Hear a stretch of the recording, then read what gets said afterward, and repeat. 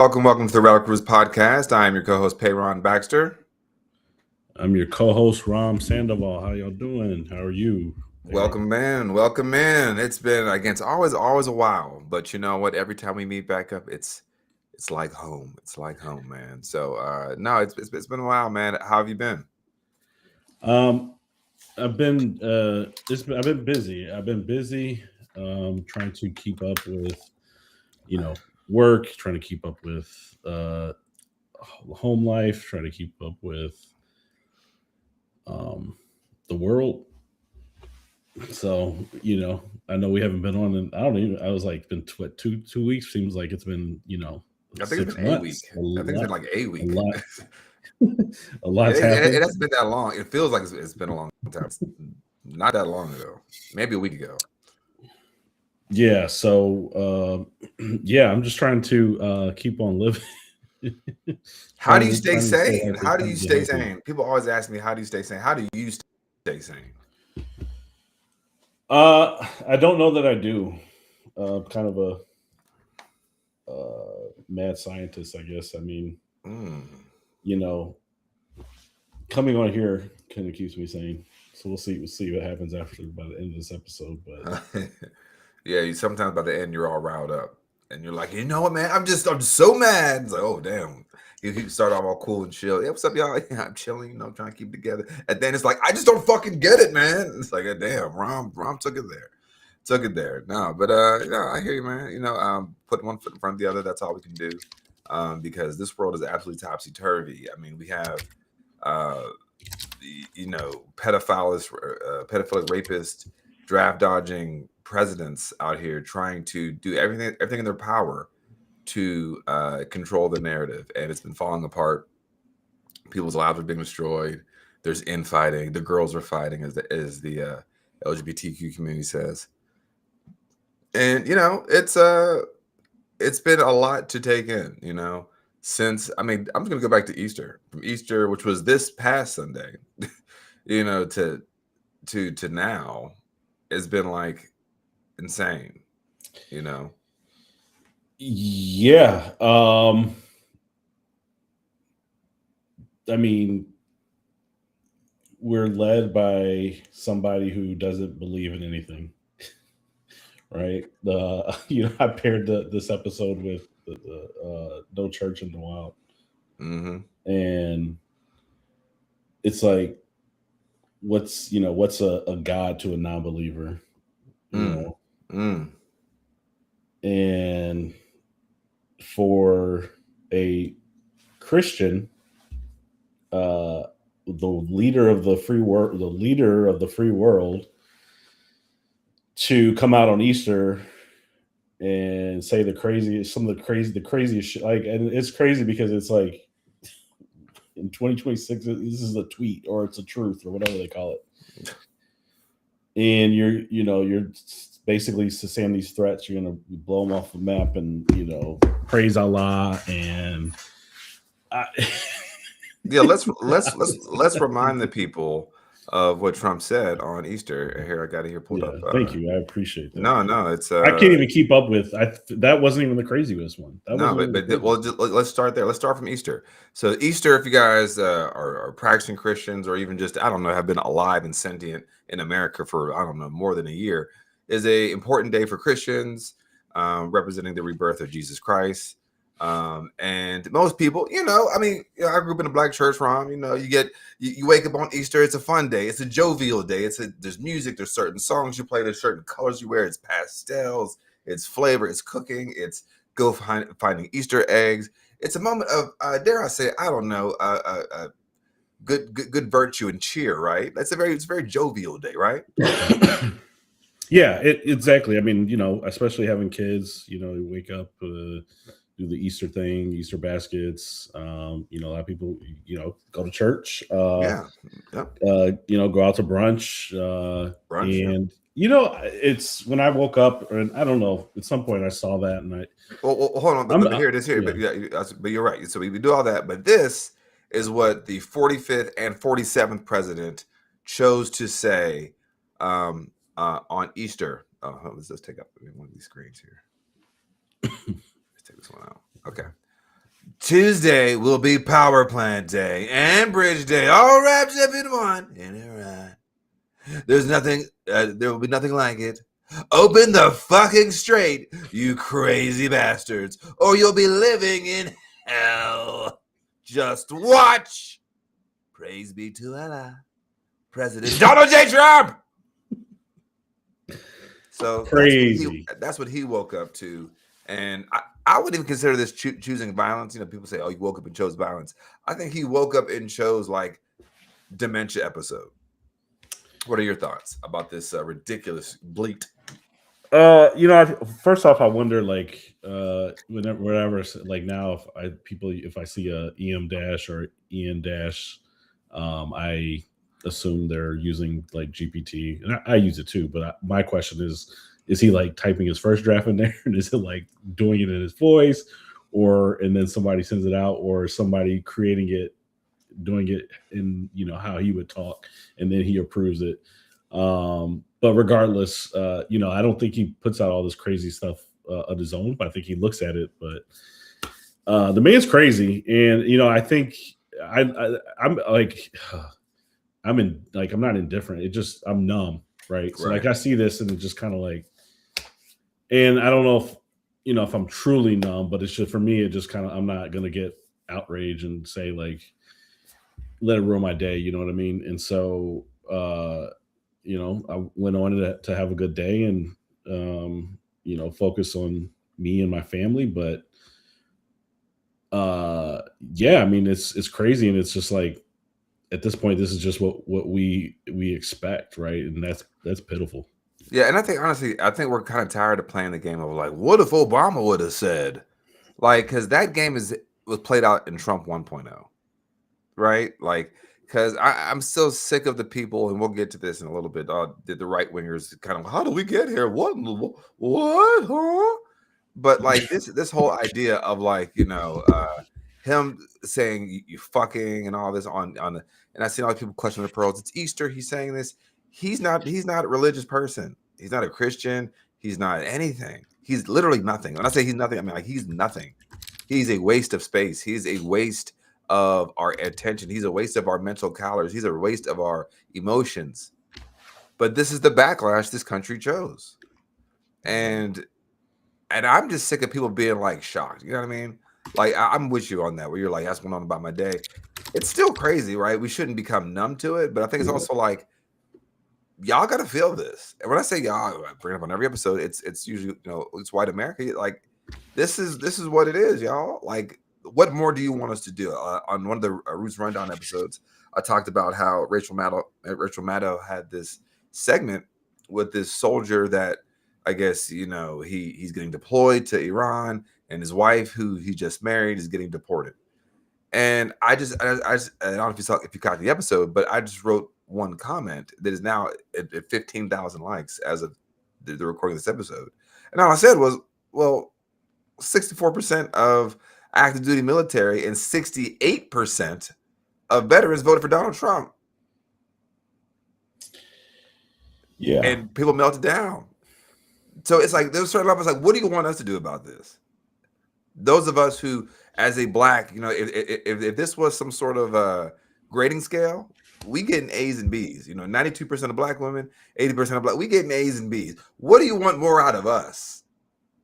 Because this shit right here is what 77 million people said, yeah, I want that part. Yeah. Part good. Yeah. I was watching Danielle Moody this week, and she was fed up, and she's like, I just, I don't know like what I'm supposed to do. I feel like, when no one's like listening. And, I felt that's probably how I felt at some point months ago. And I think at some point, I think it was probably one of the conversations I had with you. I called you up, and I forget what the event was. I think it was it was a Klan rally. It was a Klan rally in Raw. I said, what do we do? He said, this ain't our like. There's nothing we can do. This ain't our fight. Like we can't. There's nothing we can do to stop it. And and we've talked about the empire crumbling, and it's going to come crashing down, and we're going to have to rebuild it. And I've accepted that fact for the months now. And I think I wouldn't say it gives me solace, but like it's there's not comfort. Comfort's not the right word, but it's just that acknowledgement, I think, and acceptance. Like it's not like I'm not in a state of denial. No. Because just because these people, they say they can do something, they say, oh, you get hired for something you're unqualified for. It's like you ever seen the meme where it's like the man sitting in front of the network closet and he's like, he got the job and he's like has no idea. Oh yeah. He's got his hand on his hip and he's like, I don't know what I'm doing. Yeah, right. So just because you say you can do these things and you put these people in these positions, it doesn't just because you're in the position. Right. Yeah. Or because Trump is the president, he's going to change, and all of a sudden these things are just going to click together. Like it's just that's not how things work. It's not how the world works, right? No. Like so the idea that you can pray for these people and that they're going to do a good job out of nowhere, like it's just not realistic, right? So we have to accept that it's going to crash and how bad it crashes, and I think like the resistance can dictate how long for the road to recovery is. But yeah, I've long accepted that this empire is going to burn down. And matter of fact, I actually don't think it's a bad thing that the empire is falling, right? Because how does it doesn't benefit us. I mean, we're just normal people, right? Like, I mean, what I mean, survival things. People might have less money in their pockets, but at the end of the day, it's who has it ever benefited us to have all these bases, these in all these countries and all of these wars? It doesn't benefit the American people, the massive amount of American people. So it might feel uncomfortable. It might feel odd as we're going through it, right? But look at Switzerland and look at all these other countries that just keep it low key, right? They're not the superpower. They don't have the militaries as big as the United States. They don't spend trillions of dollars on military, right? And so it's just different, right? And so just start looking at things with a different perspective.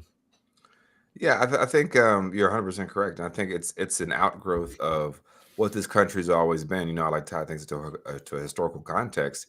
That it's this and I said something to a couple days ago on Facebook, and it got a few white liberals upset. But it's time we have to start having these conversations. Is that every structure and every law, every rule, every social norm was made out of white fear, every single one. So we think about how your states are set up. We think about how you vote. When you think about how like the education qualifications, every single law policy is rooted in racism, is rooted in maintaining the politic. And the politic of this country is maintaining power in the hands of white, wealthy, landowning men. This is, and it's essentially the definition of conservatism, right? Like they're conserving the power in the hands of these people. So we see Trump do this, and they get mad. But I'm like, again, like if the founding fathers were to meet Donald Trump, they'd be very elated. Maybe I don't know some of the tactics, but the idea that he wants to make sure white, wealthy men stay in power, that's exactly what they wanted. So it's this long arc of we like to call it the original sin of racism, the original sin of capitalism. Well, eventually that bill comes due. And this is what happens when you erase all the DEI out of the room, when you erase all the women, all the people from different backgrounds. You only have these, hopped up Call of Duty, cosplaying white boys who think, who have a rapist mentality, who most of them have charges, right, for rape. It's, I can go take that country. I can go take that leader from Venezuela. I can go bomb you on Christmas in Nigeria. I can go, these are all things that a rapist does. And now they're back into a corner because now they're in a quagmire. So that was the idea he was doing on Sunday. And he's defeated. And it's not going well, right? It's not going well. So no, I was just saying, I mean, the idea that like, oh, you're gonna take these, they're saying you take away DI and you say these people are unqualified, and people like me, women. It doesn't change the fact that these people are actually qualified, right? It doesn't actually, like, it's not like, oh, because you're saying it that we just disappear into and then things just start to work. What has ever worked? I mean, yes, slavery was a majority of those countries' existence, but these things didn't stay for a reason. Like, they can redline and you can segregate, and people are resilient, right? People and resistant. now, is there a large population of this country that doesn't have that muscle memory and that that training and that ancestry to know that you need to resist harder? Yeah, like white folks have not had to go through it, right? This is Ever. like the first time that Right. you're realizing, oh, I'm not a rich white man, and even these rich white men are like, hold up, Right.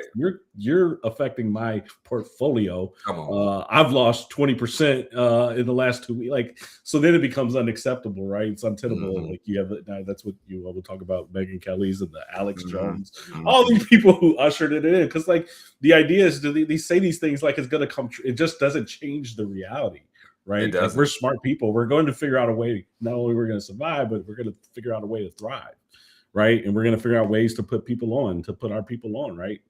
To have to care in the communities and to build up businesses and all these things. Like, I see it happening. DEI does not go away. Like in tech Right. events, women, minorities, like, they talk about it. It's not something that's like a hush hush thing, right? And so businesses are being created in these cities run by minorities, and they are creating businesses because the federal government has exited the building, right? And so Mhm. the world moves, the world continues to turn. I think now it's just a matter of like, how bad do we let it do? Does America let it get? Do we let it get to the point of Gilead?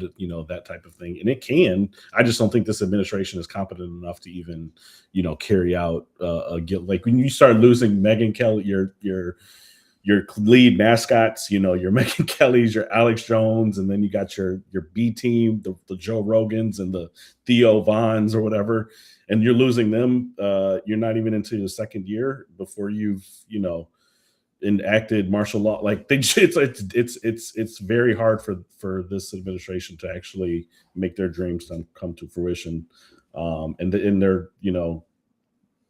they're getting more erratic Right. and dangerous, right? And so I think Well, I people mean, to need to that be point of mindful becoming more erratic and dangerous. So that was the screed he put out on Easter Sunday about Tuesday. So then we get to Tuesday morning, and this is what he shared, and I'm sure we all remember this. Um, Here we go. A whole civilization will die tonight, never to be brought back again. I don't want it. I don't want that to happen, but it probably will. However, now that we have complete and total regime change, where different, smarter, and less radicalized minds prevail, maybe something revolutionarily, okay, word, wonderful can happen. Who knows? We will find. Motherfucker, goddamn, but game show host to the end, boy. Who knows? We will find out tonight, 8 o'clock. Literally, one night only. One of the most important moments in the long and complex history of the world. Capital W. 47 years of extortion, corruption, and death. We will finally end. Oh, will finally end. God bless the great people of Iran. Yeah, a whole civilization will die tonight, and then you end with "God bless the people of Iran." Do Started you it know what with the I'm going to civilization? murder a civilization and end it with God bless the people you about And to eviscerate. then there's so many people that always put word, like, they always translate what he really meant. Like, how the fuck Come do you on, know what he guys. really meant? Like, Come what on. do you like? He didn't mean the whole civilization, because he Scott said, "God Jennings, bless the welcome great to the people of development. Iran." Like, this guy would say, "God bless you," and then you sneeze, say, "God bless you," and then shoot you in the head. Like, that's, I mean, like, he's like. So when I read this again, I initially I just was like, I mean, that's Donald. But I think a few minutes later, and I'm like, this is absolutely insane. Um, Because because there's a full of chance nukes. that he might actually have the nuclear football traveling around with him, right? He's got the codes. Like, he might actually do it. I created a video. I didn't put it up, but I said, like, there's a 25% chance that this man, like, I believe in my heart that there's a 1 in 4 chance that this man will actually go through with some sort of fusion bomb, nuclear, whatever it may be, to mass murder hundreds of thousands, if not millions of people at once.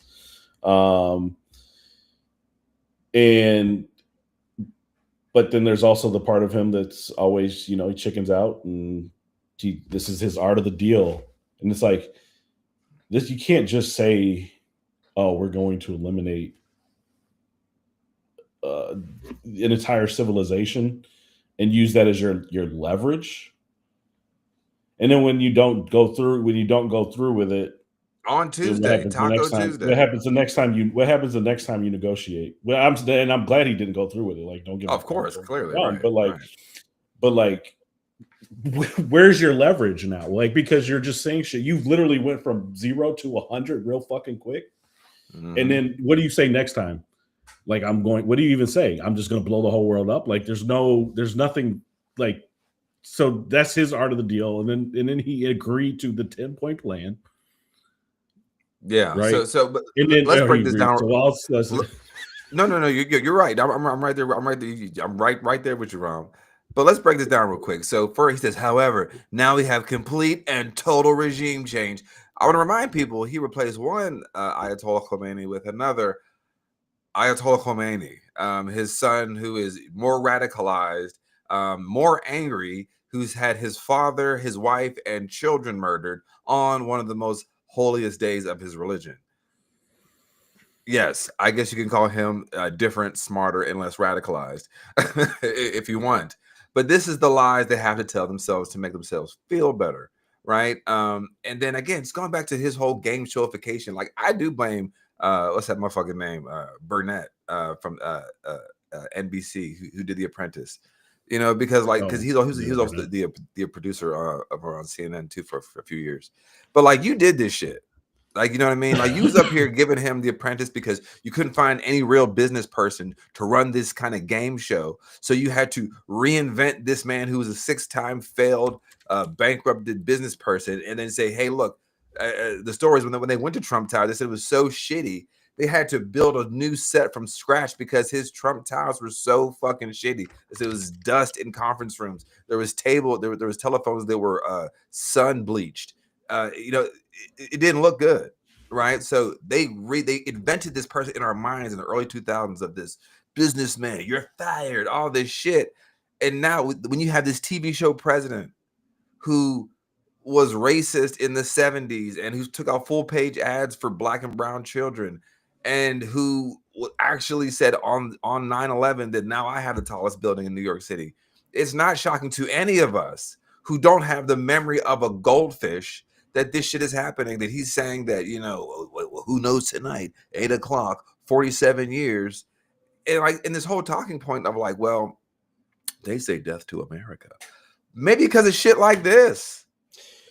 Maybe because I'm going to wipe out your whole civilization. And 47 years ago, you took out our democratically elected politician and put in a Shah who was brutal. Like, it's just like, come on.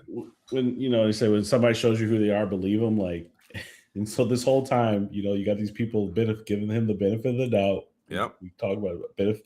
They always give these white men benefit of the doubt every time. This is a case study of DEI and why this is exactly why DEI exists. Mm-hmm. Because if it wasn't for DEI, these white men in power would just keep hiring white men, whether it's intentional or unintentional, whether it's conscious or subconscious. That's exactly what would happen, because they're going to look at a white man who's less qualified, and they're going to look at a Black woman who's more qualified, and they're going to pick it. And again, consciously or subconsciously, right? It doesn't have to be with ill intent, but that's right. And then you end up with shit like this. Like, this is exactly why. Remember day one, DEI was cut. It was women's fault. It was Black people's fault. Get them out. It was Latino get them out. It was everyone's fault except for get them out, men, right? And so if Donald Trump fails because of DEI on day one.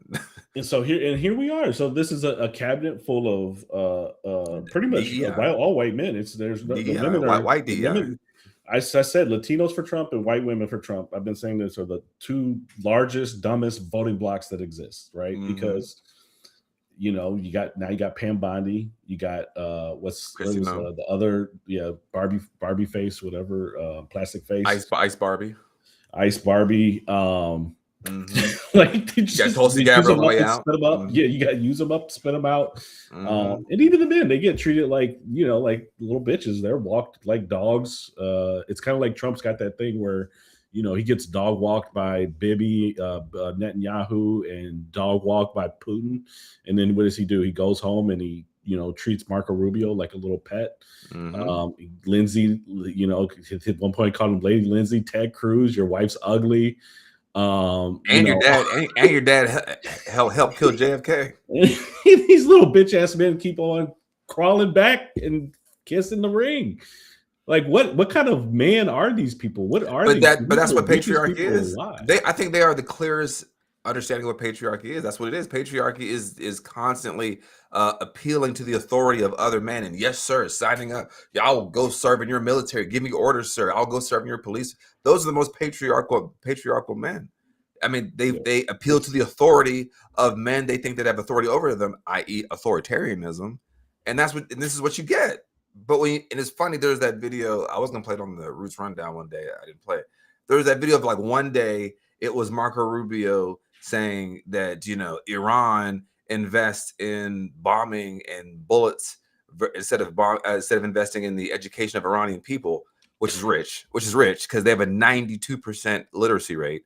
And then the very next day, you had Donald Trump saying, we can't afford daycare for people. We can't afford Medicare or Medicaid because of wars. The very next day, he said that because of wars. These people don't, they don't hear themselves. With a 54% literacy rate. These people do not hear themselves. And, Vance this week, yeah, he was talking about you shouldn't go to another country and talk bad about an ally.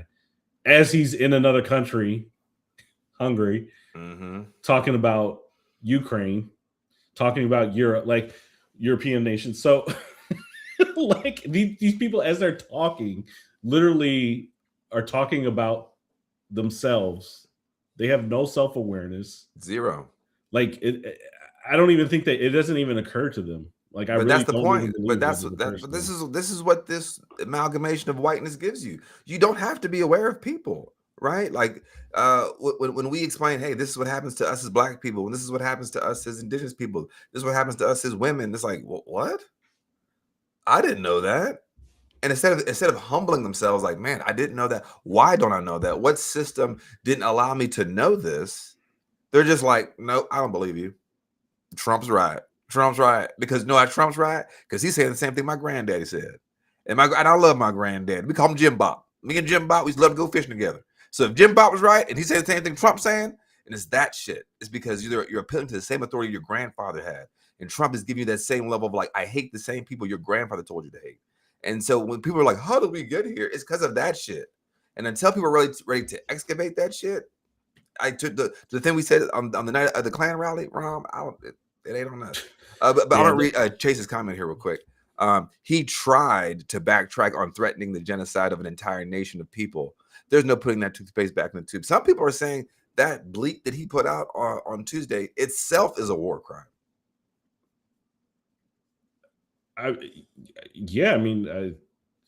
It's I don't know. It's unprecedented, right? I mean,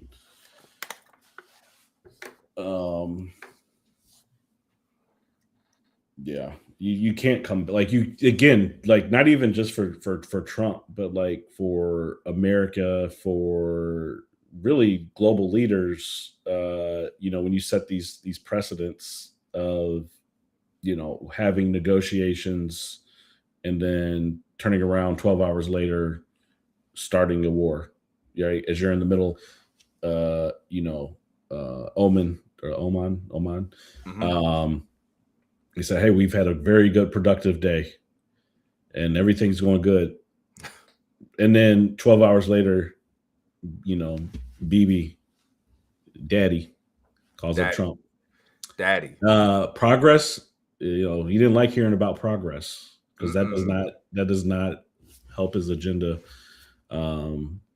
Well, you his gotta think like, genocide agenda. well, who would want a more reformed Iran if you think about it? Because you think Israel wants a more affable and a congenial Iran? No, they need them to be the big bad, right? Like they need to have a reason because this is why Israel also needs the idea of anti-Semitism. I'm not saying anti-Semitism isn't real, but they need anti-Semitism to happen across the world so they can say, "Well, come to Israel."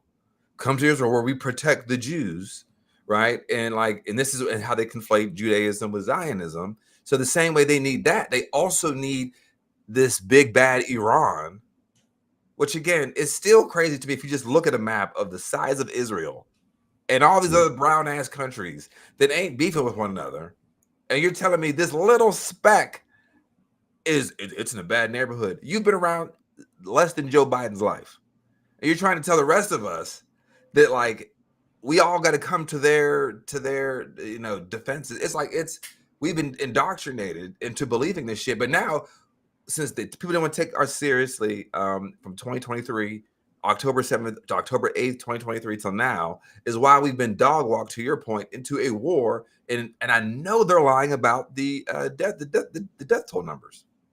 Mm. Yeah. I think about a month ago we said, at least, or we said like, look, this is the absolutely last stop.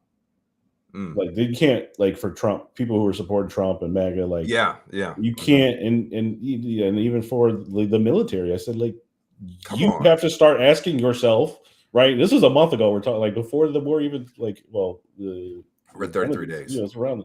Yeah, it's all about Samuel.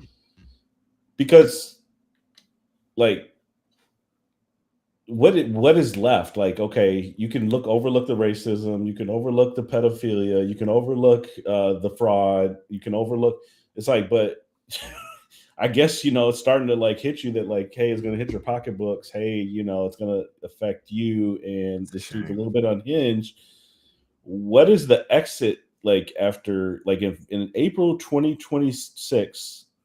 And you still support MAGA and Trump, like you are a psychopathic, sociopathic maniac, because it doesn't make sense. And it's just like, if you're bending over backwards to like justify like everything, like you weren't talking about Iran, you weren't talking about Venezuela, you weren't talking about Cuba. Now all of a sudden, like, those are the most new important wars things in your agenda. That's the most important thing in your agenda now. Like, you are an idiot. And that's why you see, and then here even you see, the Megan, all these people. Yeah, we're gonna get to that next. Yeah, but no, you're right, man. Because it's like it's this idea of he's the peace president. I voted because what did Trump say in 2024? He said if you vote for Kamala Harris, she's gonna go to war with Iran.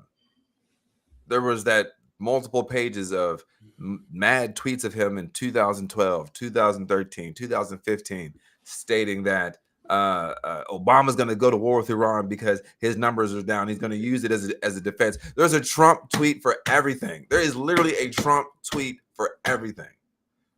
All right, we got a comment here. What's his comment say? James Carter started selective service back in 77 and 78. That's what got me in the military. I was fortunate enough to avoid the drug boom of the 1980s when it's to join now. I think a lot of people joined the military over the course of the years out of necessity. A lot of people joined it out of nobility and feeling the need to protect America, or the idea of freedom.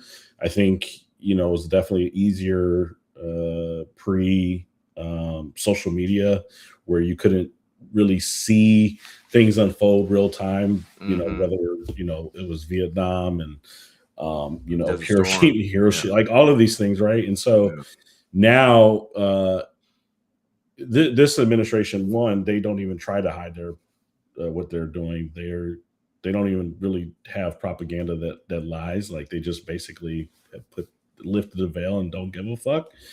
And then you see these things happening, Israel attacking, committing genocide in Palestine, attacking Lebanon. Basically we see like, okay, you can't keep pointing back to these 300 people, this one event, to continue to wipe out civilians in the entire country. Like, So what, like, you're sitting here telling us that, like, because we disagree and or hate Israel and their government and what they're doing, that makes us It doesn't make sense in any other anti-Semitic? context. If I don't like what China's doing to its own people, that doesn't make me anti-Chinese. Excuse me. If I don't like what We don't like what we talk about America all the time. So it's like, oh, excuse me. Sorry. but that's like you said, they have to attribute any kind of anti-Israel to connect that to being anti-Semitic. Anyways, Yes. No, so great stuff, because I think it's all in line with how the turn we're seeing currently within the right wing. First up, we have a clip from one of our faves. Let's see who you want to start with. I got 3 clips for you. I got MTG, Tucker Carlson, and then I'm going to end with the Piers Morgan Megyn Kelly. So we'll do MTG or Tucker Carlson, who was they're so mad. do Ron. MTG because I MTG. want to talk about Tucker. Yeah. All right, so here we go. MTG. All the things that happened, we supported him through thick and thin, and Can you change the? that has glued people to think they have to support him through anything and everything. And that's wrong. That's absolutely wrong. The American people have to open their eyes and deal with reality and deal with truth. And the truth is, look, you may have supported President Trump for 10 years like I did, like you have, but this is not the same man. This is not the same man that we supported. And he is not doing what do you think? It doesn't look like it loaded right. Yeah, hold on. Sorry, folks. I'm actually have a different way my screen even looks right now. You bouncing around. Am I doing that? Is that me? It's something. It seems like you're something's going on Okay. over there. Why is my screen? Is that me? Is that wrong? I think Ron's playing around, y'all. That's No. wrong. That ain't me. Okay, here it is. Got it. All right, here we go. Boom. And Is it this one? Oh no, that's the other one. yeah, sorry, y'all. Right, here we go. I think I got it here. All the things that happened, we supported him through thick and thin. And that has glued people to think they have to support him through anything and everything. And that's wrong. That's absolutely wrong. The American people have to open their eyes and deal with reality and deal with truth. And the truth is, look, you may have supported President Trump for 10 years like I did, like you have, but this is not the same. Yeah. For some reason, there's man. This is not the same. So for some reason, there's no video, but you can listen to the audio that we supported, and he is not doing. What do you think?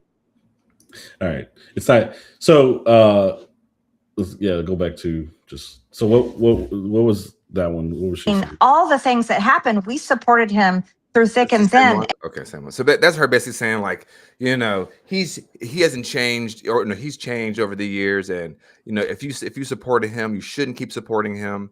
Blah blah blah. This argument is not working on me. He didn't change. He didn't change. Like, the man is 78? Oh, going on 80. He didn't change who he was. Nope. Like, this is his MO. Yeah, he might have told one lie or a set of lies and then started telling another, but that's the expectation, like, right? Like, this man is lying all the time. But what does it change their character and how we're supposed to view them, right? Because I think there's some sort of like rehabilitation of them. I think they want us to. Well, she's speaking out now, like, but I remember you was also talking about Jewish space lasers, and you were also chasing down David Hogg after he was a victim of a mass school shooting. I remember you saying some most racist shit. I remember you looking like Cruella DeVille at the fucking State of the Union. So, like, does this one time at the 11th hour, Rom? Do you think this changes the needle? No. I think this is who he was. Like, he has been this person. So Chase here. She said he's not the same man. Get the fuck out of here. He was always a terrible person. Exactly. We have decades worth of information. Grab them by the pussy. I can walk into any dressing room of teenage girls, children, and look at them naked. If Ivanka wasn't my own daughter, I would fuck her. Baby Tiffany, infant Tiffany. I don't know if she has her mother's legs. I don't know if she's gonna have her mother's up here. Come on, Margaret Taylor Greene. Yeah. So I don't know if you had the Theo video or the. I got the yes. Theo I got him. Rogan, I got him. Let me take this clip down here. All right, Theo's up next, and hopefully this one works here. Theo, because this is crazy, man. This is crazy. I hate these two, like Curious George. Can you believe it, bro? It's so crazy. Oh, here it comes. It's coming. Give me 8 seconds. It's coming. It's coming our way. I was actually uploading it as we were talking. Sorry, but it's everywhere. I think what we're seeing is they're seeding the ground that they're trying to let us know that they're done with Trump, right? But we're not going to let them be done with Trump. But they're trying to say, like, hey, you know what? We need to cut bait. The man's dying. He's clearly not going to make it. And we have to start pivoting. And we know that he's very unpopular and very unfavorable. So I think they're trying to seed the ground. But here is Theo Vaughn, a wise Shakespearean level of a podcaster. And, of course, the widest brain we have out there, Joseph Rogan, who at least by my count has said nigger 26 times on his podcast. Talking about the precarious situation we are in with one Donald Trump. It's all just a cat and mouse game. People are like, we'll elect the Democrats next time. It's like, but it's all the same shit has been happening forever. They haven't been helping anybody forever. They're letting fucking politicians slurp on kids. All of our fucking money goes to Israel and they're using it to fucking genocide people. It's like everybody is scared out of their wits right now. It's like our religious leaders are afraid to speak out. And it's like it's a time where it's like Satan is amongst us and our religious leaders are fucking talking about bullshit at the poll. It's just like, what is going... I don't know, man. We gotta get you off those antidepressants, son. You're losing your fucking marbles. You think I am? Come hang out with us. Just chill out. I'm here. Just chill out at the mothership tonight. How much longer does Israel let us stay alive, do you think? That's the big question. Why are they... What did you say? Is that AI? What are you saying? That's Sora? What are you saying? I didn't say anything. What are you saying? Talking about Israel Adesanya. Oh. When we started bombing Iran, I was like, this can't be true. And what about Lebanon now? I know. Israel's invaded Lebanon. Yeah. Yeah. And it's like, just fucking stop. Like, what do you need? Well, they're trying to, supposedly, they're trying to stop the terrorists. Yeah, that's crazy, though, if you're the fucking terrorist. You know what I'm saying? Like, if you want to stop them, fucking stand in front of the fucking mirror and start there. It's not true. Well, why? I don't understand why left-leaning media, which is mostly Jewish, are calling people white supremacists, dude. Did you say that? Yeah, I just don't understand. Left-wing media is mostly Jewish? Okay. I guess the end of that clip there went wild. But I think the 90% part where he was sitting there saying, he's trying to have this like, this is crazy. We didn't vote for this. And it's like, it's going back to the troops part. Like, Theo, you had Donald Trump on your show, JD Vance. You had, and you sat with them for hours. It wasn't like it was a 10-minute hit. Like, even in our interviews we do with people, we're trying to be respectful of their time and be like, hey, it'll be 45 minutes to an hour. They're sitting for like 3 to 4 hours. Right. Like their stance, like these guys think that, and there are people be like, this is they're profound. I've never noticed this, and they're catching like what's happening. It's like, what the are you talking about? Like this is, and then they'll, I just can't. Like I really can't. Deontay Cal said something about this clip that I thought is honest. He's like, who is all this? Oh, we found the light. We're wokeifying. This is like, is this supposed to impress me?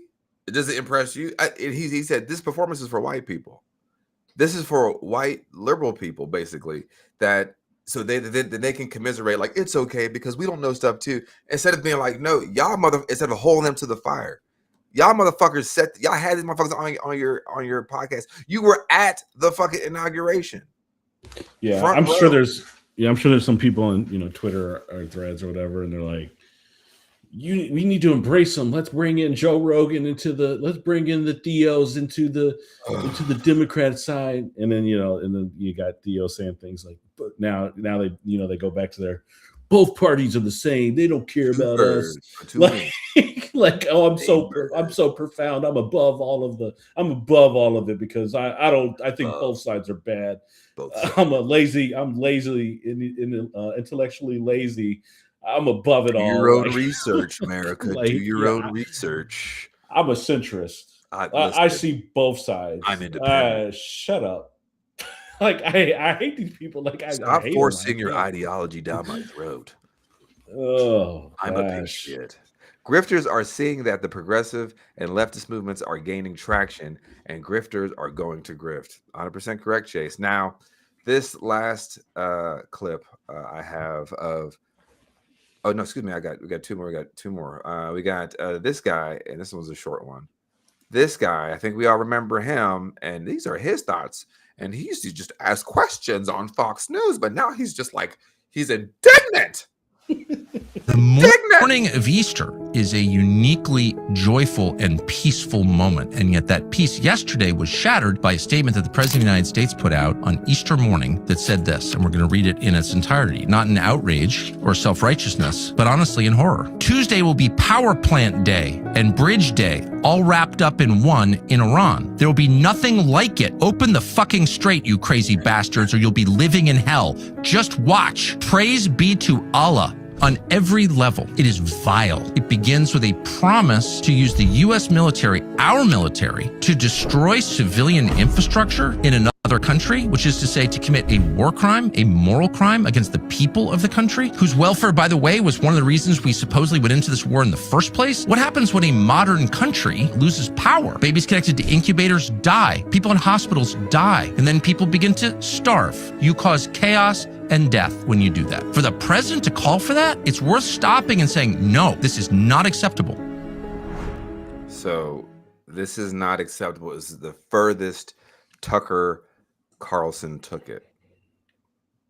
Yeah, Tucker's been and I'm not like redeeming him or anything like that, but he's been going against the grain for about a year now. Is he though? Because he didn't say anything negative about Trump. He just said this is unacceptable. He didn't say he needs to be out of office. He didn't say this is worthy of impeachment. Well, yeah, but he's been definitely grinding, especially the whole Israel angle, and he hasn't been. I'm not saying Trump. I'm just saying like he's been grinding Tucker, the MAGA grain, and compared to the Megyn Kellys and the Theos who have all of a sudden just seen the light in the last like 2 weeks or month or whatever it is. But yeah, they say like he's going to try to run for president. They say MTG is trying to run for president. I don't know, man. In our last one, and then we'll finish the conversation after this last one here, is of the aforementioned bleeding out of all over the places, as he said about her, Megalus Kellius. And I think this is the most indignant video out of all of this, the most like she's just beside herself. What led Trump, at 79 years old, to sit in there in that situation room when Bibi Netanyahu was seated as an equal? Yeah. Trump didn't even sit at the head of the table. Trump sat at the side of the table, and Bibi was across from him as an equal in the American Situation Room. What led him to sit there and buy what that guy was selling hook, line, and sinker when every other president was able to see through that liar? What was it? Because he was told the next day by our own top advisors, from the chairman of the Joint Chiefs to the Secretary of State to the vice president, that these are lies and that these objectives are not going to be attainable. Don't believe him. We might be able to wipe out the Ayatollah, not regime change, Ayatollah. And we might be able to decimate some portion of their missiles and their military. Okay, that's true. But the goals as stated by Trump when we actually did pull the trigger were all over the board. And to this moment, he's pushing the BS claim that we affected regime change. No, we didn't. it's the same regime, just different players. There isn't somebody more moderate in there at all. We have no reason to believe that. In fact, it looks like the Iranian Revolutionary Guard is in control now, which is far more radical. And the fatwa that had allegedly been issued by the Ayatollah on developing nukes is gone. Iran is more powerful economically. It controls the strait and now is demanding the lifting of all sanctions against it. And what Trump did with that 10-point plan was go from Monday saying, no, not good, to Tuesday saying, very workable, we can do it, as a means of saving face to bail off of his insane threats about annihilating an entire civilization. So I don't know how we got here, Piers. I'd like to know just as much as anybody else, but all I can think in my head, based on what I've read in the paper, is we got here thanks to Bibi Netanyahu, Lindsey Graham, and Mark Levin. And ultimately President Trump. That's not to take agency away from the president, who was bamboozled. I don't know why. He was too weak to say no. He was too gullible to see through the lies. One way or another, he allowed himself to be pushed into this insane conflict. You don't know why. You don't know why. You don't. How do you sit? So here we go. You don't know why. You don't know why. Who did you vote for? The man that has been compromised. Who did you vote for, Megyn Kelly? The man who's compromises himself and Megyn Kelly. Megyn. Tit for tat, trade. Everything's a transaction. Megyn, who did you vote for? I mean, you're right. I would just continually, even all the. I'm with you. I would just continue to ask you that question. The man is transactional. The man is compromised. The man is corrupt. Okay. The man is And which man is this? Driven only by money, and you don't know why he's weak, right? And he's probably getting right. Mamdani. Mamdani played him like a fiddle. Just blew his head up. Hey, and who did you vote for? I made you this fake newspaper.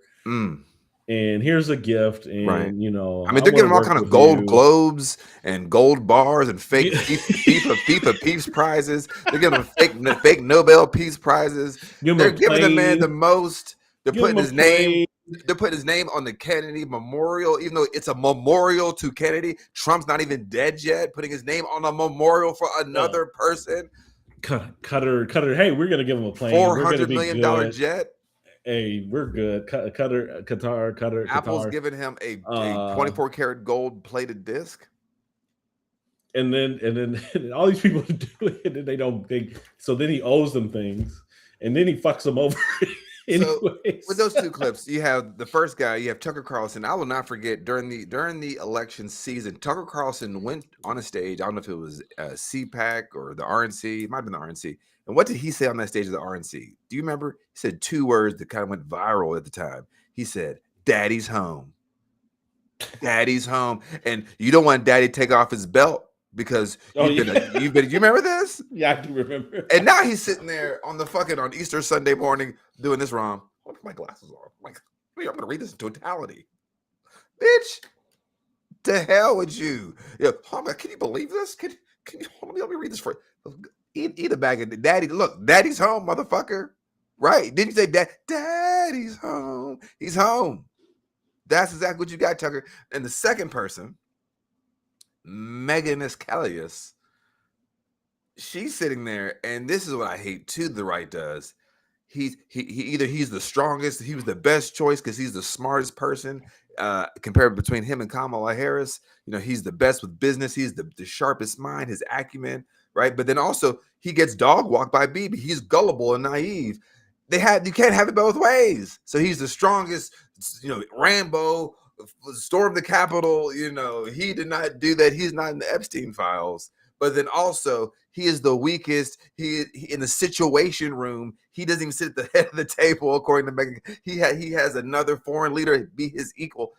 What is he? Is he the strongest or the weakest? And they want to have it both ways because that's what white men do, right? They're always under attack, but they're also always the hero. Well, and so the people that think he is the toughest guy. The people that think he's the toughest guy alive, but they love brute force. You know, they love the violence. It's So, rape culture. oh, he's willing to kill 200 civilians and drop bombs. Like Pussies. that makes me the best. Oh, we're the Department of War. We're the rules of engagement are off. And we're doing whatever the fuck we want. negotiate through bombs. We're the most fatal force in the world, lethal force in the world. Like it's like okay, but I think real men like you and I can see through these fucking pussies, right? We can see that they're the weakest men. They're insecure. They're acting this way because they're insecure. They feel like they have to make up for something.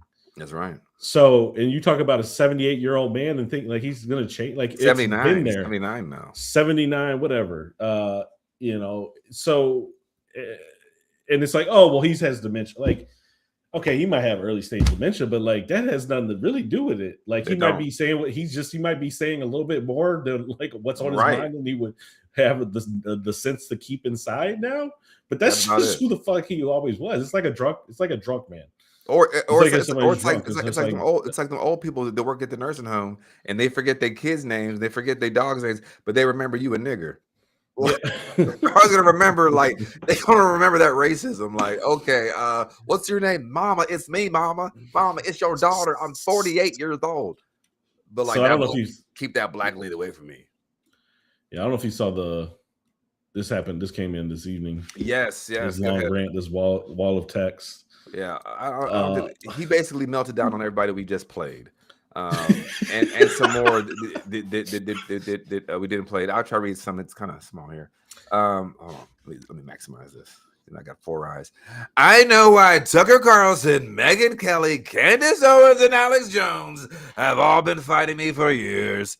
Again, I just gave you examples of Tucker Carlson saying "Daddy's home," Megyn Kelly saying that he is alpha energy. Candace Owens was stumbling for him, and Alex Jones was selling dick pills to make sure it went to the RNC coffers. So save me on that shit. Have all been fighting me for years, especially by the fact that they think it's wonderful for Iran, the #1 state sponsor of terror, to have a nuclear weapon because they have one thing in common: low IQs. They're stupid people. They know it. Their families know it, and everyone else knows it too.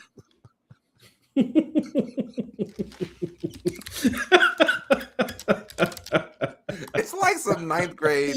Your mom's stupid, your dad's dumb, your cat died because your cat hated you so much. It's like, oh my God, you have to laugh, man. Look at their past. Look at their record. They don't have what it takes, and they never did.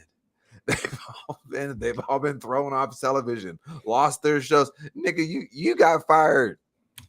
You got fired after your first term. Now, granted, they brought you back, but you two got canceled. You got canceled.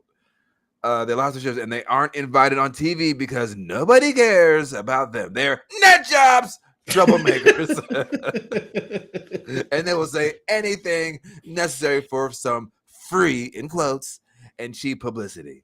Now they think they're just some clicks because they have third-rate podcasts, but nobody's talking about them, and their views are the opposite of MAGA, or I wouldn't have won the presidential election in a landslide. Bro can't let it go. MAGA agrees with me, and just gave CNN 100% approval rating of Trump, not hand-flailing fools like Tucker Carlson. Damn, because Tucker, he does use his hands a lot. Who couldn't even finish college. He didn't have he did have a rich daddy. He was in the CIA. Tucker Carlson's dad was a part of the CIA. But that's how you got through Penn, Trump. He was a broken man when he got fired from Fox and blah blah blah blah blah. So this is him on his screen. This is a long winded. It's Fox News Grandpa. It's Fox News Grandpa. And I like anytime some people start using like the EM dashes and like which. Like I said, I started using them, but I know that like he's putting this through like something puts this into a format. Like he's typing something out and it fixes it. I don't think so. I think there's no way he's putting. There's no way he's putting because his other one had EM dashes. This one has EM dashes. Wait, now what are you talking about? EM dashes? Wait, what are you talking about? So these lines here? These lines? Yeah. So yeah, like EM here. Look, where is it? Because this is something that I'm fascinated with. So you got this. Let's see. Let me put it up big for you. So you got this, right? You got the hyphens, the EM dashes, and the EM dashes. But Trump is stupid. So he's not using because you have to press another button on the iPhone keyboard. I don't know if he has an iPhone, but you got to press another button to make those show up. I mean, I love the dashes now. I overuse commas, but like, there's no way that Trump's just using these. So my point is, I think this match. The point is, he puts it through a first draft, and then it puts its caps in, and I really want to know. Like, I really like. I can't imagine this man just sitting here and just fucking Twitter fingering away. I can. Do we remember how he? Do we remember how he rose to fame? Bro was Twitter fingers before Drake and Meek Mill got into it. Bro was Twitter fingers. What do you say? Your Twitter fingers turn to your trigger finger turn to Twitter fingers. Like, that's exactly who Trump was. He was your trigger finger turned to Twitter fingers. But there's no mistakes in here. There's no mistakes in here. Oh my point is, I just want to know. God, so much more. Fuck. I just want to know, like, what he's Who was reading this? What is the AI like? What is the AI? How is it being trained? Like, what is it using to go through and put out his tweets? Like, I'm serious. They created some. I'm telling you, he might have started it. Like I said, I think he might write it, but it goes through something before it gets published. Well, I guess this is the and that to me is hilarious because it puts his caps in. No, there's no mistake. There's no grammatical errors. Like, that's another, like, my point is like it's trained to like use his that's caps. A good point. That's a good point. It's crazy. It created something for that's him. That's a good point. And they don't even put a filter on it. It's like, all right, Gramps, we're gonna tone it down, but no, we're gonna fucking turn it up a notch. No, he's like, how would I say this? Say it like me. And I don't make mistakes. That's what. So make sure there's no mistakes. Chat Gibbet. Come here, Chat Gibbet. Oh man. Yeah, this man's a fool. So, but let's talk about the opposition. Let's talk about the opposition real quick before we I must have been still. Okay, so there's a few things that came out over the past couple of days. We got our favorite highest elected Democrat in the country, Charles Schumer, and he's got some stuff that he wants to tell us about. The bottom line is, here we go. Give us the bottom line, Chuck. Iran still has its nuclear stockpile, its nuclear ambitions. Iran still has its nuclear stockpile.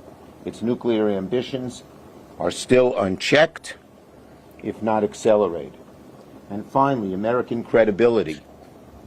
The nations of the world are furious at Trump. The Europeans, the Asians, even the Middle Eastern allies. Even them. They say, what the hell is he doing? What? And the United States' diplomatic position and credibility in the world is dramatically worse because of this war. Nice. So just in summary. Okay. Just in summary. Please help us, Chuck. This war has made us worse off today than before it started. Land that plane, baby. The war made us worse in terms of control of the Strait of Hormuz. Just repeat it all again. The war made us worse in terms of the strength of the Iranian regime. Say it all over again. The war made us worse in terms of high gas prices. There you go. The war made us worse because Iran's nuclear ambitions have been unchecked. And the war made us worse because American credibility is down the drain. Got to add that one more time. One more again. Rob, who are these Republicans when you have Dems like this? You know, when you're in a position, when you're the House Minority Leader, the Senate highest Minority ranking Leader, elected Democrat in the keyword is leader. Like, can you imagine? Like, we're going to this is the resistance, and this man gets up here, the resistance, and he said, "Hey, everybody, we're going to the gym. Yeah, we're gonna have a revolt tonight. We're gonna shut this shit down." And then this man gets up here and let me tell you, he's like, they still control the Strait of Hormuz. Here we go. Give us some Chuck. Give us some here. Let me get something. What the fuck is he like? Why is he reading? And then they're basically saying, like, Let and me he's still tell making you. the case, and he's still low key making the case for like going to war with Iran. Yes. That's the crazy part of all this is that the bullshit of this argument is that if this war is illegal, you should be saying that he's be ripped out of office because he's superseding his powers that have been bestowed to us as Congress. Period. And he is murdering people, committing war crimes. There's nothing listed about the murder of 160 little girls. There was nothing listed of they killed three journalists in Lebanon, raising Israel's total of murdered journalists to 276 journalists. But this American exceptionalism of people are mad about their fucking gas prices. Oh, the fuck well. They control the Strait of Hormuz. You get the fuck out of there. Why the fuck do we, when we have a ocean that separates us from Africa and then from southwestern Asia, northern Africa? What are we talking about? We didn't get what we wanted. You don't live there. You don't. This colonial shit that and the Democrats are they're participating too. This colonial language of like, oh, we didn't get what we want. Bitch, you don't live there. You have to start learning how to work together when you want to trade. That is their area. But no, it's and it was this other one. Iran's nuclear program has accelerated. The JCPOA, which Chuck Schumer was against when Obama passed it, and when Trump ripped it away, he praised Trump because he is on Israel's payroll, and he told us, we played the clip about 2-3 times on this show, his number one job as the highest ranking Democrat in the United States of America is to maintain the Democrat support of Israel and to make sure our tax dollars continue to flow to that genocidal, settler, colonial, racist, rapist utopia called Israel. That's his fucking job. And after all what we've seen, all the dead babies, all the bombings, all the sadness, all the displacement, we're supposed to hear that man that we just heard for 1 minute and 18 seconds be like, you know what? Let's join the fucking resistance, brothers. Welcome, Chucky. Yeah, he's just the straight version of Lindsey Graham. Yes. The straight version. Yes. So, yeah, I have to tell you, one of our guests, he used to work for. Yeah, he is not straight. No question. No question. And he thinks we care. Right. Like it's like that's like his that's what they're hanging over his head. Because if you were a true opposition party worth your weight in salt, you would take some cues, you would think, Ron, from the people, right? You'd be like, okay, this is not popular with the people. Israel is losing credibility. Harry Enton on CNN was talking about how much the credibility has been lost of Israel and Netanyahu. And then yesterday, I don't know if you saw this, but this came out from Pew. Because usually a lot of the politicians will look at the polls. Let's check this quick. Negative views of Israel and Netanyahu continue to rise among Americans, especially young people. Now, hold on, Rom. Now, wait a damn second. Hasn't the Democratic Party been talking about they're trying to connect with young men? Haven't they been talking about they want to connect with the bros? Isn't that right? That's right. And look at this. So let's check out some of this data. All right. So Americans' views of Israel from 2022 to 2026. In 2022, it was somewhat favorable, 42 somewhat unfavorable. Now in 2026, 60%. So 6 out of 10 Americans view Israel and Netanyahu. That's everybody. That's not just Who Democrats. did they poll? They didn't poll me. I did. I love Israel. You know, it has flipped, right? And then here we go. So the percentage of who have an Israeli Prime Minister Benjamin Netanyahu do the right thing.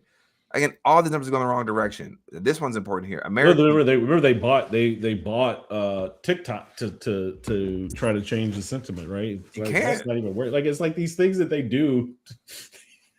it's just not realistic. Like this is well, to this point here. ridiculous. Now, let's check this one. American views of Israel are sharply divided by party and age. Democrats and people who lean Democrat, 80% are against it. It's even a higher split if you're below the age of 50. 84% are against it. So you have, going back to Chuckleless Schumer doing all this, and the majority of people that will vote for you and that are voting for you are saying we don't like this, and he's banging the war drum. Yeah, usually, the politicians, they'll follow polls, and one, you should be listening to your constituents, right? Like that's what you're there for, not to impose, your opinions necessarily. And, and that's the problem with all this money that's in politics, because once you're a slave to the money, then, and that's your primary motivating factor, it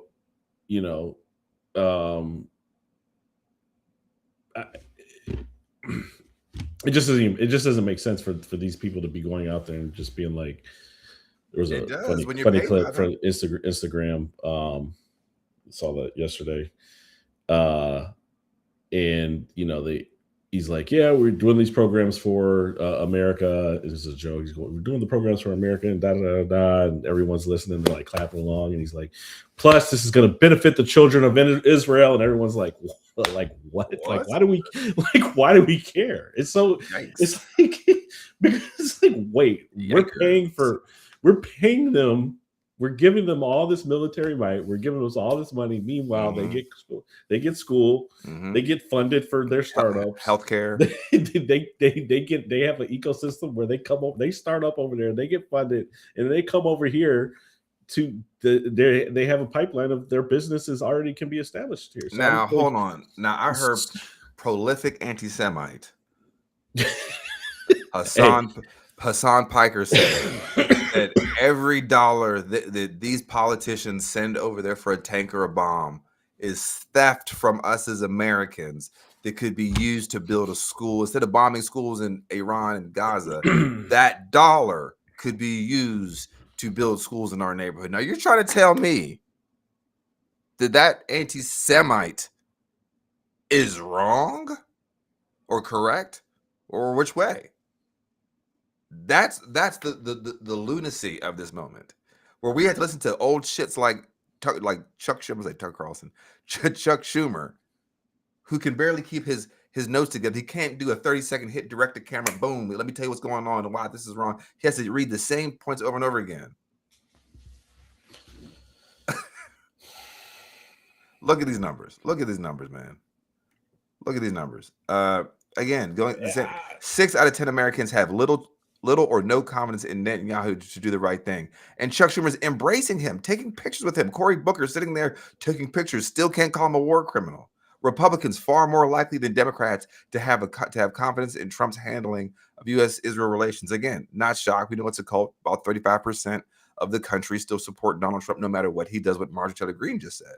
So we have to understand that we are not dealing with people who are dealing with facts. This is all emotion-based. This is all religiosity. They're playing off some of the most deepest, darkest, emotionally indoctrinated people, and it's leaving them looking crazy.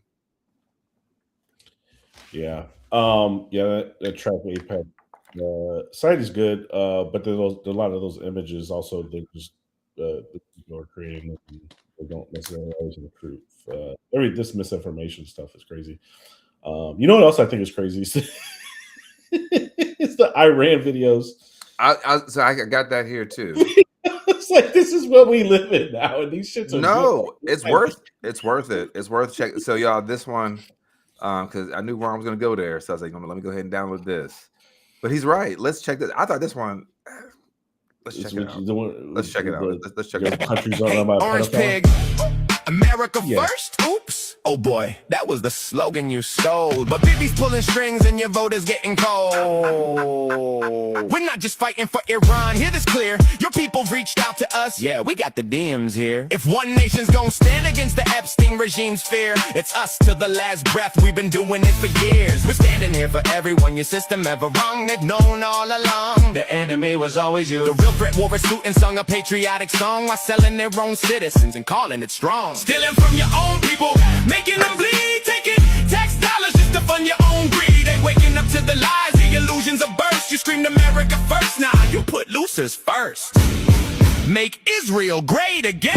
Your government is run by pedophiles. They ordered you to die for Israel. They ordered you to die for Israel. They lied to you all. We saw everything. If the public ever saw the files, man, the planet would shake from the level of filth and the crimes in your wake. No wonder Jeff called you the worst, you degenerate snake. You claimed you never set foot. You went 40 plus times. You sick bastard, you cooked. We stepping up to the plate. Epstein regime gotta fall. You fake Christian elite sacrificing the ball. Demon, you talk real big for a man with tiny hands. Tiny hands, tiny things, tiny everything. We saw everything, and word got out. The smallness kinda expands. No wonder all those rage tweets, all those desperate rants. Overcompensating bully, always causing the scene. You said you love losers. Well, look at your team.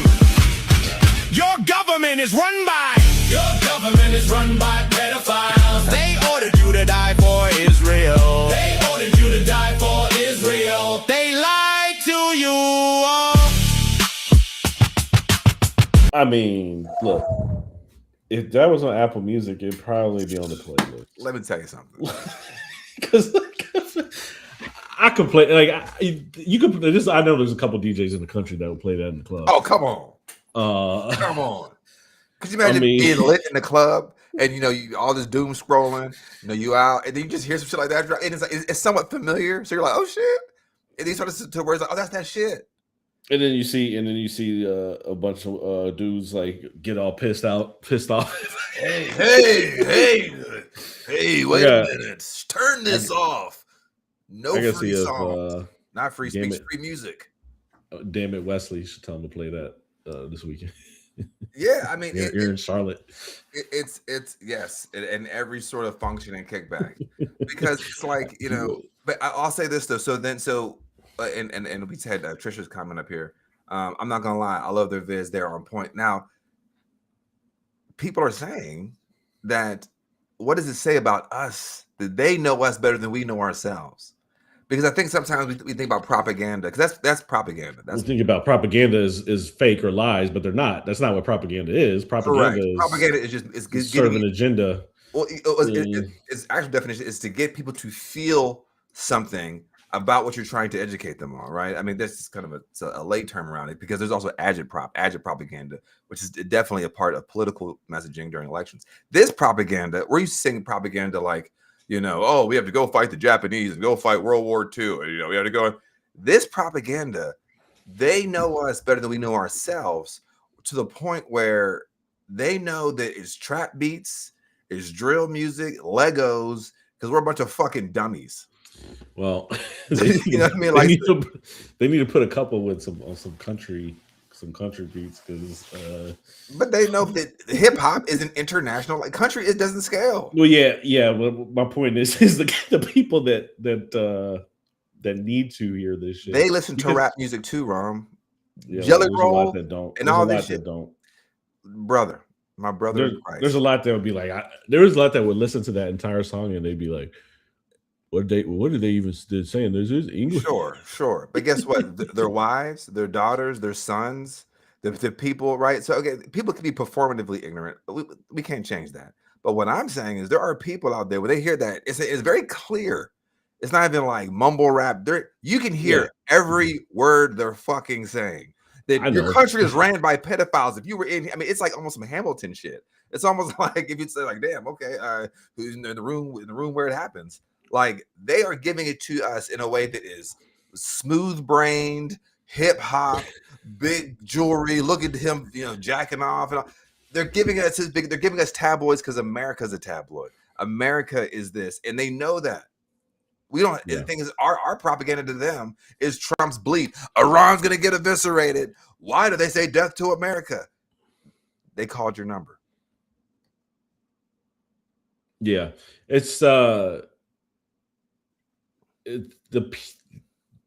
people have, they can't gain perspective. They can't have this perspective.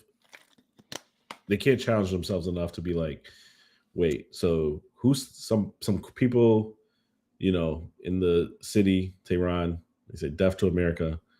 Meanwhile, the president of the United States, arguably the most powerful man in the world in terms of controlling the military, can say, I'm going to wipe out entire civilization. And then we expect Iranians to not say things like death to America.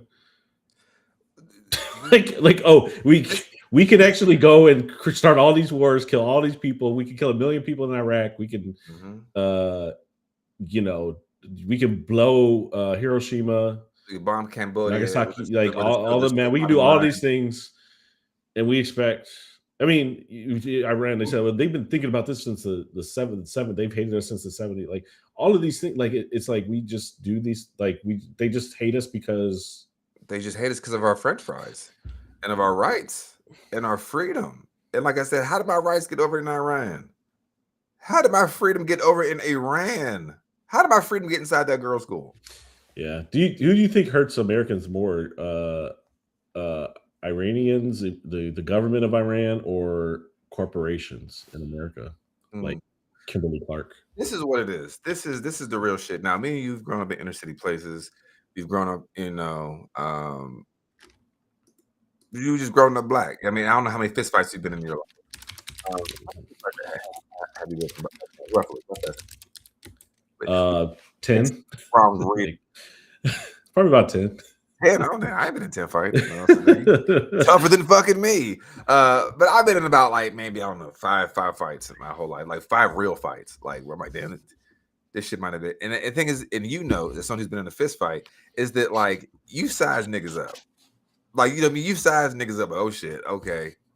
All right. Motherfucker walk up to you, you size them up like, how's this shit gonna go? Right. And it's at the same time that they do that to you. The problem is that like when you're in the fight, all that shit goes out the window of like what I would do, how I would grapple. Like, because when you're in the fight, it's like I got to do whatever I can. If I got to punch, claw, hit him in the nuts, you know, claw his eyes out, whatever. Like you do those things, right? Especially if you're the smaller person, but also when you're the bigger guy, you gotta really go to work, right? Because you got these big muscles, you got these big arms, you gotta beat his fucking ass. But the problem is when you just beat a motherfucker's ass 8 minutes ago, you might be out of some steam, you know. So then, like, you know, the little motherfucker's like, "Let's go," and he's like, shit, fuck." Ceasefire. Wait, pause. Time out. Little motherfuckers. Let me catch my breath. Let me catch my breath. Let me get some water. And the little motherfucker's running circles around you. He got a extension cord. He's whipping you in the fucking back. He's got a gun. He's gun butting you, and you're like, now what do we got to do? So this is what we're saying. So you have 800 military bases. The point of 800 military bases is to put fear in the hearts of our supposed adversaries that we can be on your motherfucking ass in 15 minutes. Yeah. I don't care what you, China, boom, we got 19 bases surrounding China. We could bomb you into oblivion. Oh, you Iran, we have 34 bases surrounding Iran. Oh, you're parts of Somalia, whatever. We got bases all over. We have 800 or 750 plus military bases around the world.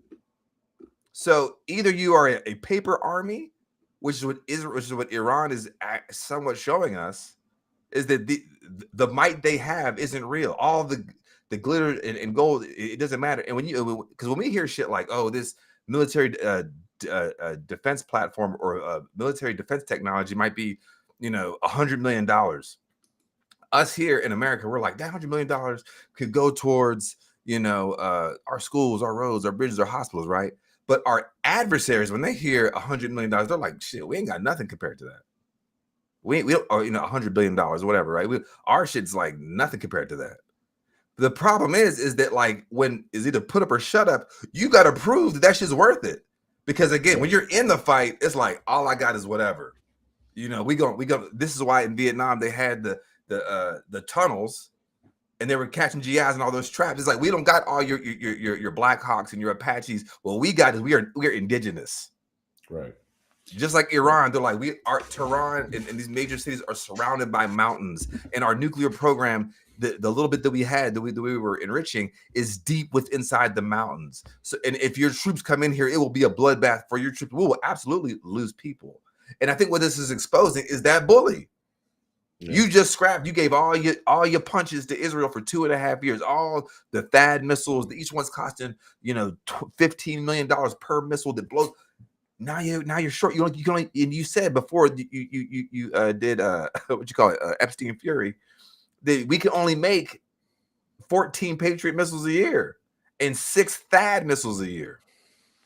So you said that before you bombed Iran. Now what you gonna do? So this is the big bully. You got to put up a shit. So Iran's like, look, we little niggas, but we looking and we're like, okay, what do I got to do to bring him down? Which is ironic because we're talking about the Middle East or Southwestern Asia, Northern Africa, where you get the story of David and Goliath. And Israel loves that star to represent. Yeah, but we talked about this a month ago or whatever too. It's like they look at everything through the lens of brute force. Yep. So we got the biggest military. We're gonna blow them off the map. These little fucking Hexath and these people they're surrounded by. They don't actually analyze and look at the risk and like look at the cause and the effects. They're looking at the intent, right, but not the actual effects, right? They might have intended to like be able to, we're gonna go in, and the audacity of these motherfuckers. We're gonna go in and do a regime change. We're gonna go in and out, game over, everything's hunky dory. I think he was hyped up on that Maduro shit. He was. We said he was gonna, like, when that happened, we said Iran's next, Cuba's next, Mexico's on the menu, Canada's on the menu, Greenland's on the menu. And like it happened because he felt like he can, and he thought he was going to go. So in this here. Also, that's why the Strait of Hormuz is not. They haven't overtaken it. All of these things, they're like, well, we're going to do this. We're going to go bomb your bases over here because we can't bomb you in America. We can't bomb the places we need to bomb in Israel. So we're just going to bomb your allies. We're going to bomb your bases. And they're like, oh well, no one's ever thought about that. No one thought that they would do this. They did. You fired them. You literally fired them from the counter-Iranian terrorist. Was it this year? Right? It was like maybe in January of this year.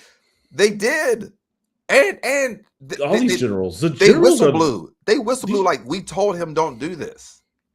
These generals are some of the smartest people in the world, in the smartest people in the military.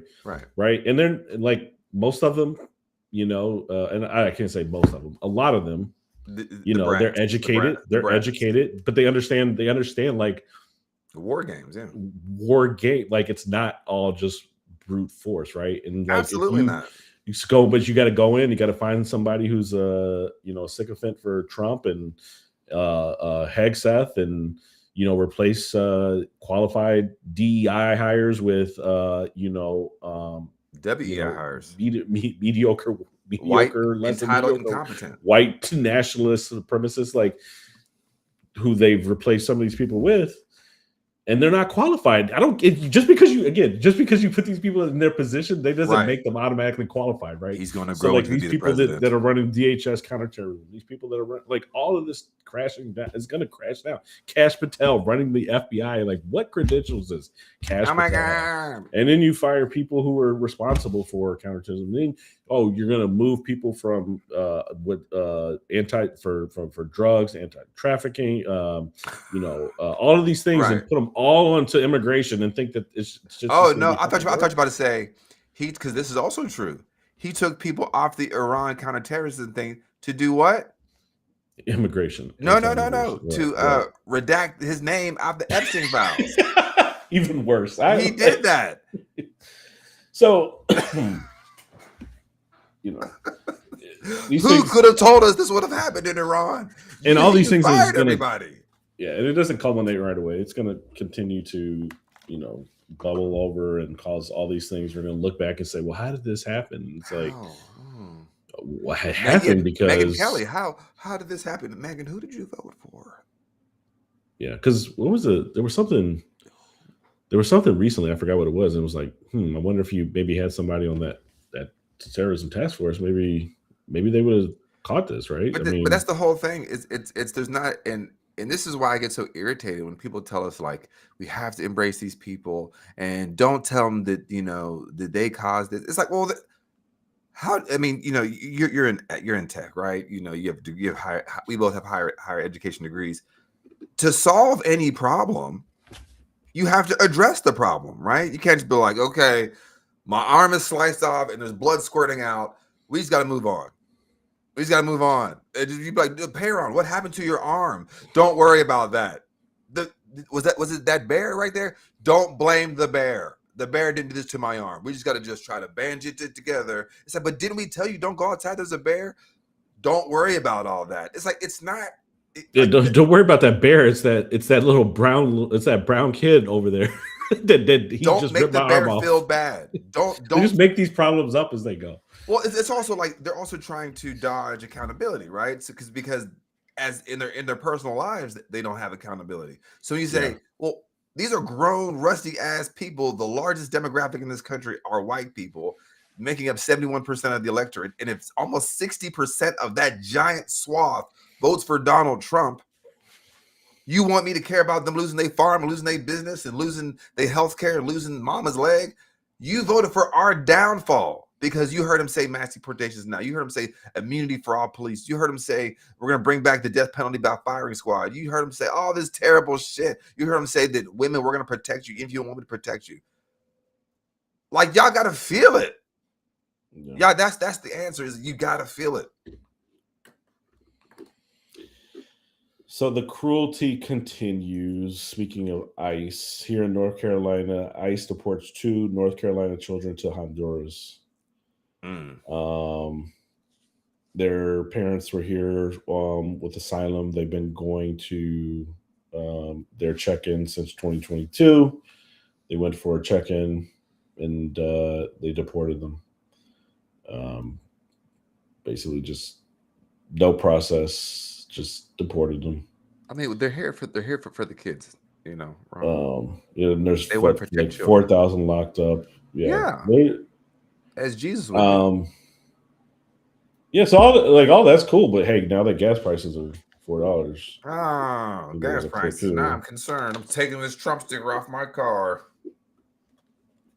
Yeah, it's crazy. It's like it's. I have no sympathy for these people, and this gaslighting that we are getting from predominantly white liberals, that we have to sit here and normalize their bad decision making. That was, you had information. You chose to ignore it. You chose to ignore us when we were like, he's a racist. And not only that, if someone's in an abusive relationship and he knocks you upside your motherfucking head, and then you leave him for 4 years, and then you choose to go get back and remarry to him 4 years later, and then he kills your mother, you can't be like, how did my mama die? It's like, motherfucker, you did this. And there's a certain level of like that has to happen. Because us trying to sit here and be like, just come together. This country has never been together. Yeah, it's like these, like, going into a poker game with a half a deck and thinking you're gonna win. It's like, what? I don't understand. Look, these people have a lot to answer about. Like, anyone who support, like, this isn't a difference of opinion. It is not. This isn't partisan politics. Like, this is not that. This is this is real life, man. Like, again, 160 girls. We both got little girls. Like, parents that kissed their little girls, fed them, got them dressed, did their hair, told them I loved you, told them a funny joke, tickled her before she left out the house, and she's fucking dead. And we are here in America talking about our fucking gas prices. We are sick. We are sick fucking people. And until we can understand that we are all indoctrinated into capitalism, individualism, and white supremacy, And because once you say that out your mouth, it is now your responsibility to do something different. But it's just like those, don't tell the troops and don't tell the white people. If you can never come to grips with your own actions, individual actions have universal consequences. I say that all the time on this show. And until we can get there, I'm sorry, I'm not in the business of trying to maintain the integrity of someone's ego. Yeah, I know people, don't like to hear this, or a lot of people. This is what I said with people in the military. You guys start thinking about what's your exit. How do you whistleblow? How do you get out? Because if you are partaking in a missile strike that kills 160 children, you got to think something different. But hey, on a triple tap, you guys start thinking like, damn, and am I a terrorist in a uniform? It's like that one meme of the guy in the SS uniform. He's like, are we the bad guys? It's like, yeah. It's like, but when you're so propagandized and brainwashed, and you follow me, you're my Facebook friend, but I have a lot of military friends. My frat brothers, some older brothers. These are black military predominantly. Of course, there's some white military, but when I talk about how when we get tricked into this idea of defending, the military, we're not really, challenging or trying to understand what is the military, what does it do? Because we see freedom when we see the flag, and we see football games, and we salute and we cry. But when people in Asia, when people in Africa, when people in South America, when people in other parts of the world see that flag, they see death and destruction. They see, I said today, there was a journalist who lost their mother who was attending online school from an Israeli strike. Mm-hmm. That, like, we're not even in the realm of like, just both sides. All this, they're bombing schools. This was a woman who was bombed at her home. They're bombing residential places, which are war crimes. But since we've allowed war crimes to continue for 2.5 years in Gaza, it's hard to be like, now it's international war crimes and Megyn Kelly. These are war crimes. Y'all never gave a fuck about war crimes. Go look up the Zippo gangs of Vietnam. These were men. This is where I'm like, we got to rethink how we even view the military. The Zippo gangs, but they would take the Zippo lighters and go burn the huts. Just because, after they're done raping the women. But we're not taught that. We're taught to, respect John McCain. It's like, look, they were over there doing some fuck shit. They should have let the Vietnamese try to get their freedom from their colonizers, France. But we stepped in to try to help. And because we can't allow any communism to thrive in the country, in this world, we have to stomp it out. Because it's a different economic model that does not serve us as a country. Iraq. Right? I can't believe we're committing war crimes and crimes against humanity. We bombed in Iraq a baby formula factory, which is a war crime. And Colin Powell went in front of the UN, said that it was a biological factory, basically, biological weapons factory. And they said that bombing of that had the effect of killing 175,000 children. Yeah, this is what we do. Well, they used to try to justify the target. There was a high value target, and they'd have a calculation and say, well, this is an acceptable amount of collateral damage for this level of a target.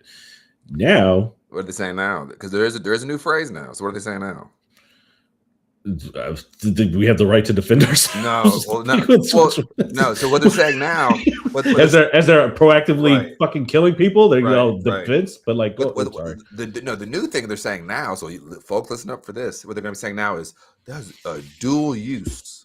That bridge that we bombed, war crime, is dual use, because when you bomb bridges, what you're stopping is people can't leave, they can't flow, they're stuck. Well, no, that bridge was transferring. Terrorist war stuff. What? It's a bridge. I mean, but by that logic, we should bomb all the highways in this country, because I'm sure drug dealers use the highways to move drugs or guns or traffic people.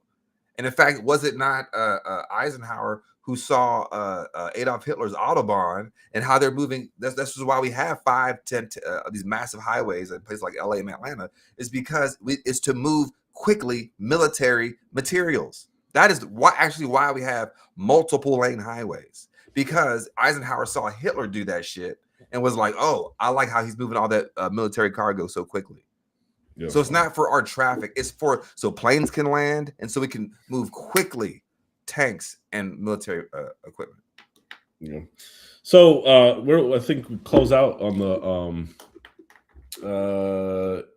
what do we have? The indoctrination of I don't even want to talk about black that, folks, because that kind of goes into the military. I think the military is Yeah. about what 40% not. Was it 40%? It's not 40% black. It's 40% not. No, right? it's 33% black, but we represent 13% of the population, so we're still overrepresented, Mhm. right? Because we're only 13%. But the only time this country has ever cared about us as all Americans is when we're putting our bodies on the line. We're not all Americans when we're not getting the right kind of education. We're not all Americans when we're getting misdiagnosed. We're not all Americans when we're getting racially profiled. We're not all Americans when there's pay gaps and gender gaps. But we're only all Americans when we need you to go sign that dotted line and put those fingers to that brow. So yeah, my comment, I don't know if you have it there, but my comment was basically about, I didn't realize there were so many black people I knew that believed in. Let me see if I can find it here, because I'm now like, what was the first thing I said? While you're looking for it, Yeah, I'll look for it. Yeah, knock it out. my daughter, she wanted to do the Pledge of Allegiance. I don't care. Right. I grew up on the Pledge of Allegiance. She's 6. I'm not gonna have her question that at this point. It's one of those things. Like, I grew up. I turned out, like, I'm not a slave to propaganda and all this stuff, but You're susceptible. it is a little bit weird. It is weird. We all like, are. pledge, Everybody. like, but I think you would like to have, pride in your country, right? I think a lot of the things that we talk about here are because we would like to live in a place, in a country that's, lives up to our ideals, right? That actually is an ethical nation, but that's not the reality. And you say you want to pledge allegiance to the flag. Mm-hmm. Pledge to the flag? It's a little weird, right? Like, why are we pledging to a flag under God? I mean, everyone doesn't believe in God. Like, I mean, what do those words mean to people who don't believe? Anyways, this is a good. It's a little. For me, it's a little cringy thinking back on it, but it's also just one of those things where I'm like, it's not something that's important to me right now, but. I think that's a very normal reaction. I think what we can't do is try to normalize what was done to us, right? I'm not going to excuse my indoctrination. In fact, I'm going to use that anger that I was ever indoctrinated to continue to seek out to learn and unlearn, right? Like, because there's a certain level of, like, okay, just like I said earlier, once you said, oh, I've been indoctrinated to white supremacy, it is now your responsibility to unlearn that shit. And my son, I think he says when he goes to school, he just sits down during the Pledge of Allegiance, and he's like, early on it felt weird, but now I was like, yeah, I'm not going to stand up for that shit. And it's like, that's a small act of resistance, right? And that he did that without me telling him to do that. I know Payroll probably got his son out there to put his black power fist. No, he came home and told me that like last year, and I said, cool. He's sitting down. He does not do that. But like, there's a certain level of, like, when you said, like, we should be proud of our country, I'm like, well, why? Who told you have to be proud of this? Who told you that is an expectation? Because as people who did not ask to be here, all we've ever done is assert our humanity and to get this country to live up to its professed ideals, right? And throughout that whole time, this is why I say I think being black in this country, we're all veterans. I think James Baldwin is braver than fucking George Washington. I think Martin Luther King and Kwame Ture and Fred Hampton and Assata Shakur and Angela Y. Davis and Victoria Louisa and Shorter Channing Goodman and all of these people, are way more fucking brave than that fucking guy that Trump let off for killing that 7-year-old in Iraq who has served 7 tours in the military. Well, look, if the sitting president of the United States can threaten to wipe out entire civilization, and we can kill 160 kids and just in the past, 33 days, and it's really more, right? And you can kill 320, and you can justify that. Well, okay, so then can I justify this man lighting up the Kimberly-Clark factory because wages suck? Can I justify Luigi killing the corporate? Because I mean, that violence is violence now, right? Like, it's all acceptable when the during with the Pullman, I think it was the Pullman district during industrial, all these things of. I mean, they used to labor unions were formed because they were killing their bosses, right? Because they weren't treating them right. Like, all of these things. And so, like, if we are going to allow some violence, and it's a slippery slope. I'm not saying that I'm not encouraging violence, but I'm just saying, like, well, we have to start thinking about it from a different perspective, because we're allowing violence against children. We're allowing violence, we're allowing murder against children. We're allowing children to be raped. We're allowing all this certain types of violence. But if somebody rises up against the system, and it was not even violent. Like, this guy lit up an entire factory. He didn't kill anybody. Colin Kaepernick took a fucking knee, and the country lost its ever-loving mind. That's just an example of, like, even when you try to resist in the most, please, I'm over here in my own personal space. There is no level of, if you're not down with this program, we will exercise economic violence against you. He lost his livelihood. Yeah, violence isn't just murder. Violence isn't just stabbing and shooting and choking. Violence can be kids not eating. Violence can be your children not having access to robust, well-rounded education. We have to really rethink what violence is. So when you say that, like, I mean, this is also another thing of us trying to unlearn our indoctrination. But when I hear people say shit like, and you kind of just alluded to that, we were like, I'm against violence. Duh. Like we're all against violence, right? But the thing is, the state has a monopoly on violence. Digging into my Marxist bag, the state has a monopoly on violence, and if it has a monopoly on violence, we should absolutely have a dedication to our shared humanity that we will not allow systemic violence to continue forward. That is the perspective, because violence currently is happening, and it's been happening since the settler colonial project was begun. Because what did I say at the beginning of this show? Every law, rule, social norm was created out of white fear. So nothing could ever flourish. Even the concept of us going to work and know these things, and all this is rooted in the fear that you will become homeless and how we treat homeless people. That's all rooted in that. And that's why we can't have good education. Because if you have good education, you may not, I don't know, go into the fucking military and die and lose your arms and your legs and be on the streets with a cup. Because as Marco Rubio said, a good country will invest in education and not bombs. And I don't know if you guys know how many wars Iran has started in the past 100 years compared to us. We've only not been in a war for 14 years.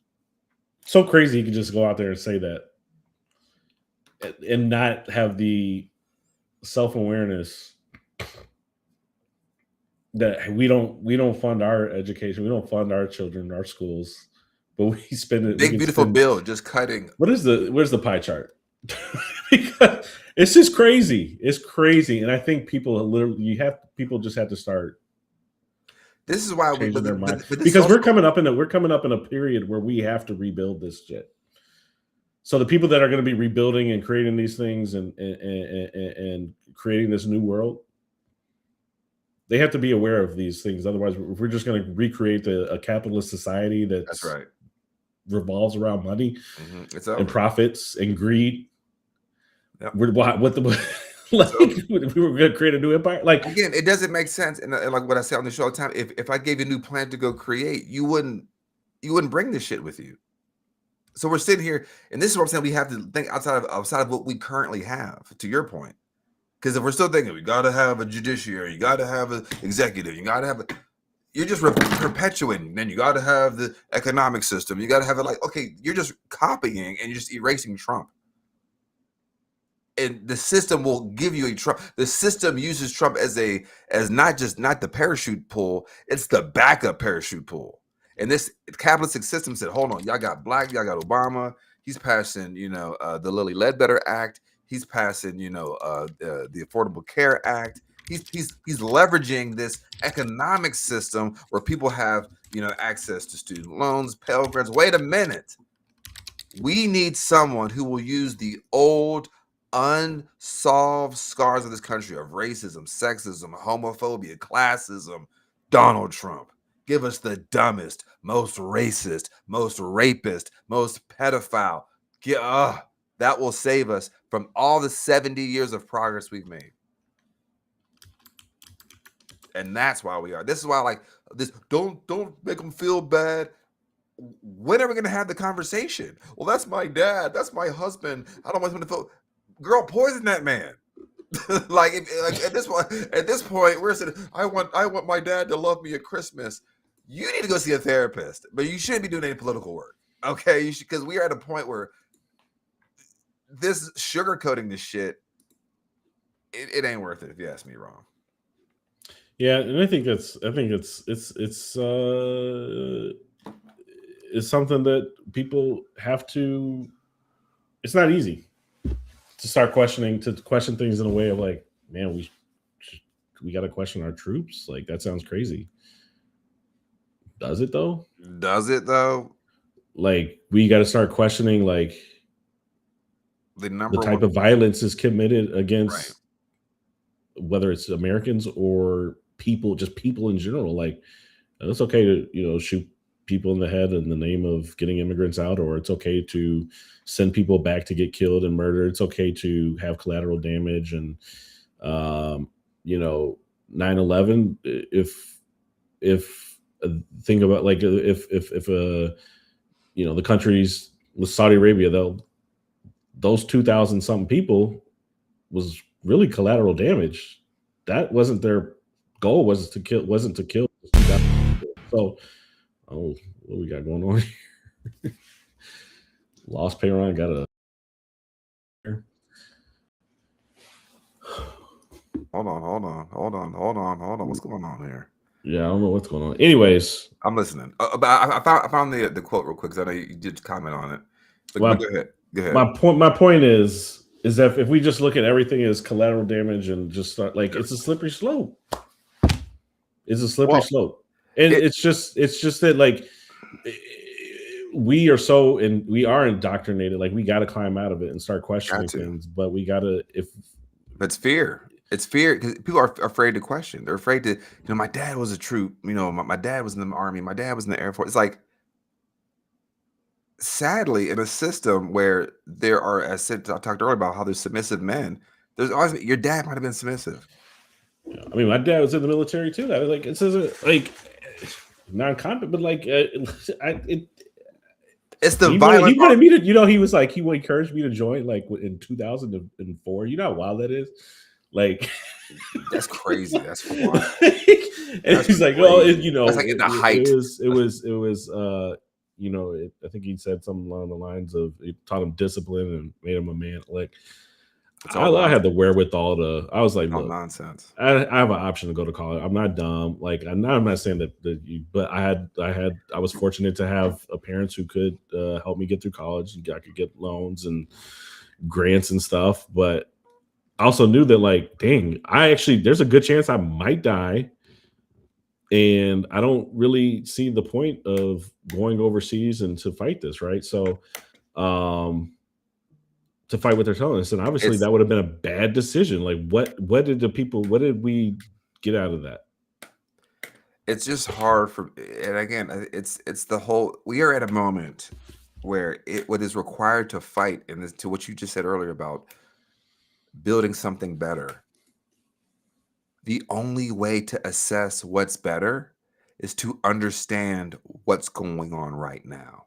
Yeah. And you can't do that if you're just like, we just got to get Trump out, and we just gotta come together. Like, who is and Kara, who's one of our friends, she commented on that post and was like, it's because these systems set up was we didn't allow this to happen and we didn't allow that to happen. And I responded to her and I was like, well, the problem is that word "we" you put in there, because that we who set the systems up did not consider me or you as people. No. So the point of politics, as I say on the show a lot, is to expand the definition of we and us. And that's hard for a lot of white people to understand, because they've always thought they've always been included in that we. And you see, like, to violently uphold that racial hierarchy requires you to be ignorant of the experiences and the cultures and the pain of so many other people that don't look like you or live like you or love like you. Yeah, I will say this, and this is my hypothesis and a little philosophical, but like, what you got? We can't go into this era of AI approaching quantum computing and go in with this capitalist society of where it's acceptable for 100 men to have more wealth than half the world, or whatever it is. It's atrocious. I don't know what it is exactly, but like, because these people will spit us out for their own survival. They will literally live here with 1,000 people on Earth and kill us all if that meant their survival. If that meant them holding on to their money. What does the money matter at the end? Like, when you have that, when all the trees are gone, when all the water's gone, when everything's chasing money, it's like, well, we really don't need money to survive. Mm-hmm. Like, that's just what we've created. This currency, right? So, I'm not. Look, what do you think about Ro Khanna, real quick? By the way, yeah. What do you think about Ro Khanna? I think Ro Khanna is like, if you were going to be a centrist Democrat, or if you're going to be this kind of moderate Democrat, he takes corporate tech money. I mean, I think at the very least you need to be saying some heavy hitting shit and act like you, at the very least, act like you're resistance. Yeah. But I think he calls himself a progressive capitalist or something. Like, it was what? Yeah. And I mean, like, that's the world we live in. He says the right shit on the right shit that matters sometimes. But the thing is, if you agree with any politician 100%, you're in a cult. Yeah. Right? You know what I mean? So, like, just if you agree with everything Ro Khanna says is correct, okay, you're in the Ro Khanna cult, right? But like, if on balance, if out of 10 times you agree with him 6.8. Yeah, I got into some people this morning on threads because you getting spicy on threads, boy. Biden and Kamala. What happened? I said because I brought up, like, I'm like, the genocide was happening under Biden. It was a genocide then. It's a genocide now. It's like, do you want your genocide light, or do you want it hot and heavy? Like, I mean, it was hot and heavy.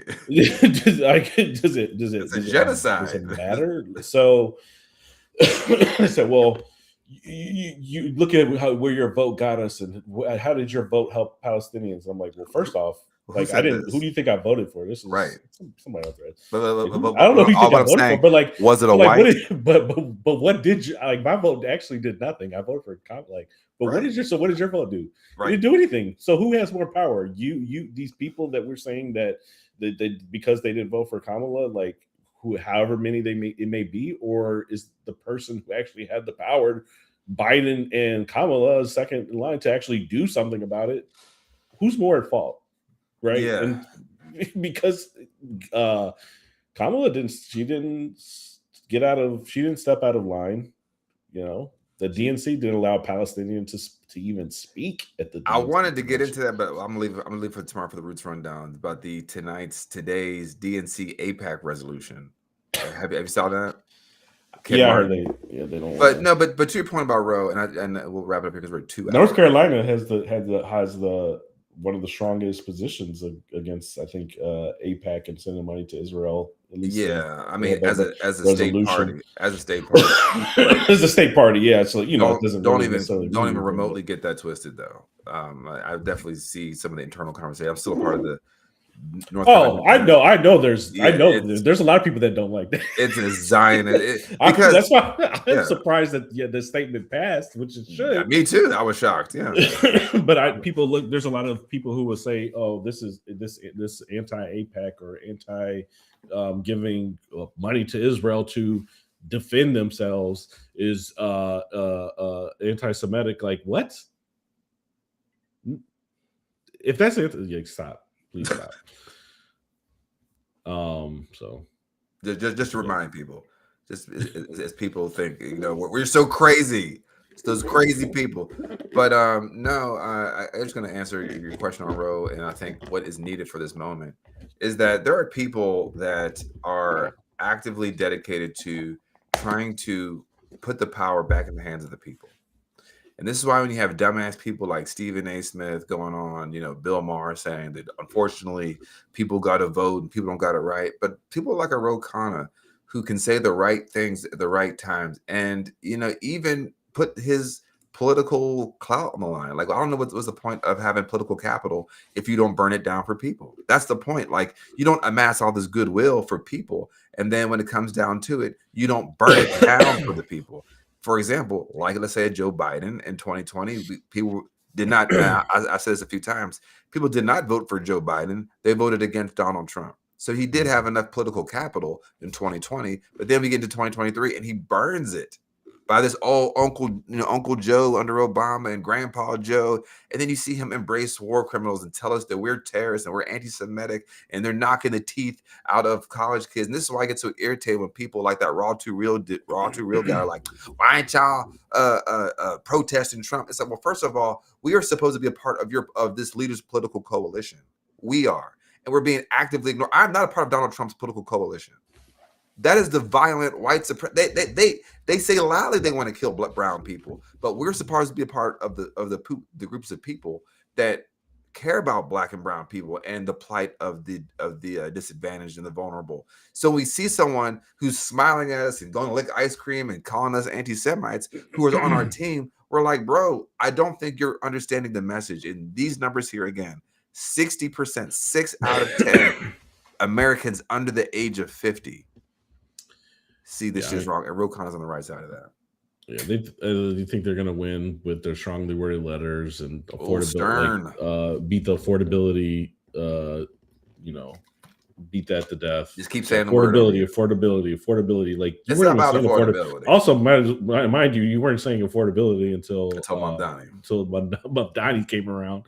But Mamdani said that was the only thing you learned. But he said they learned. But Mamdani said who he was going to attack. He was going to attack the landlords and the wealthy and the 1%. Democrats like Hakeem Jeffries are just, to your point, affordability. Like, y'all need to, maybe everything's not affordable because we're sending all our money to Israel. No, it's because you're an anti-Semite. What? What? I'm sorry, man. I can't. I'm done. Y'all. I'm done. These people are crazy. I said these primaries. Y'all got to start primary and all these. Got people. to. But who's the new Abdul? What's his name? Abdul Al Sayed. But I heard a centrist on black radio say, but Hakeem Jeffries, people say AIPAC money because there's people calling and talking about AIPAC, and he was like, I don't know if people in Hakeem Jeffries' district care about AIPAC. Now, we just showed you the numbers again, folks. 6 out of 10 people below the age of 50.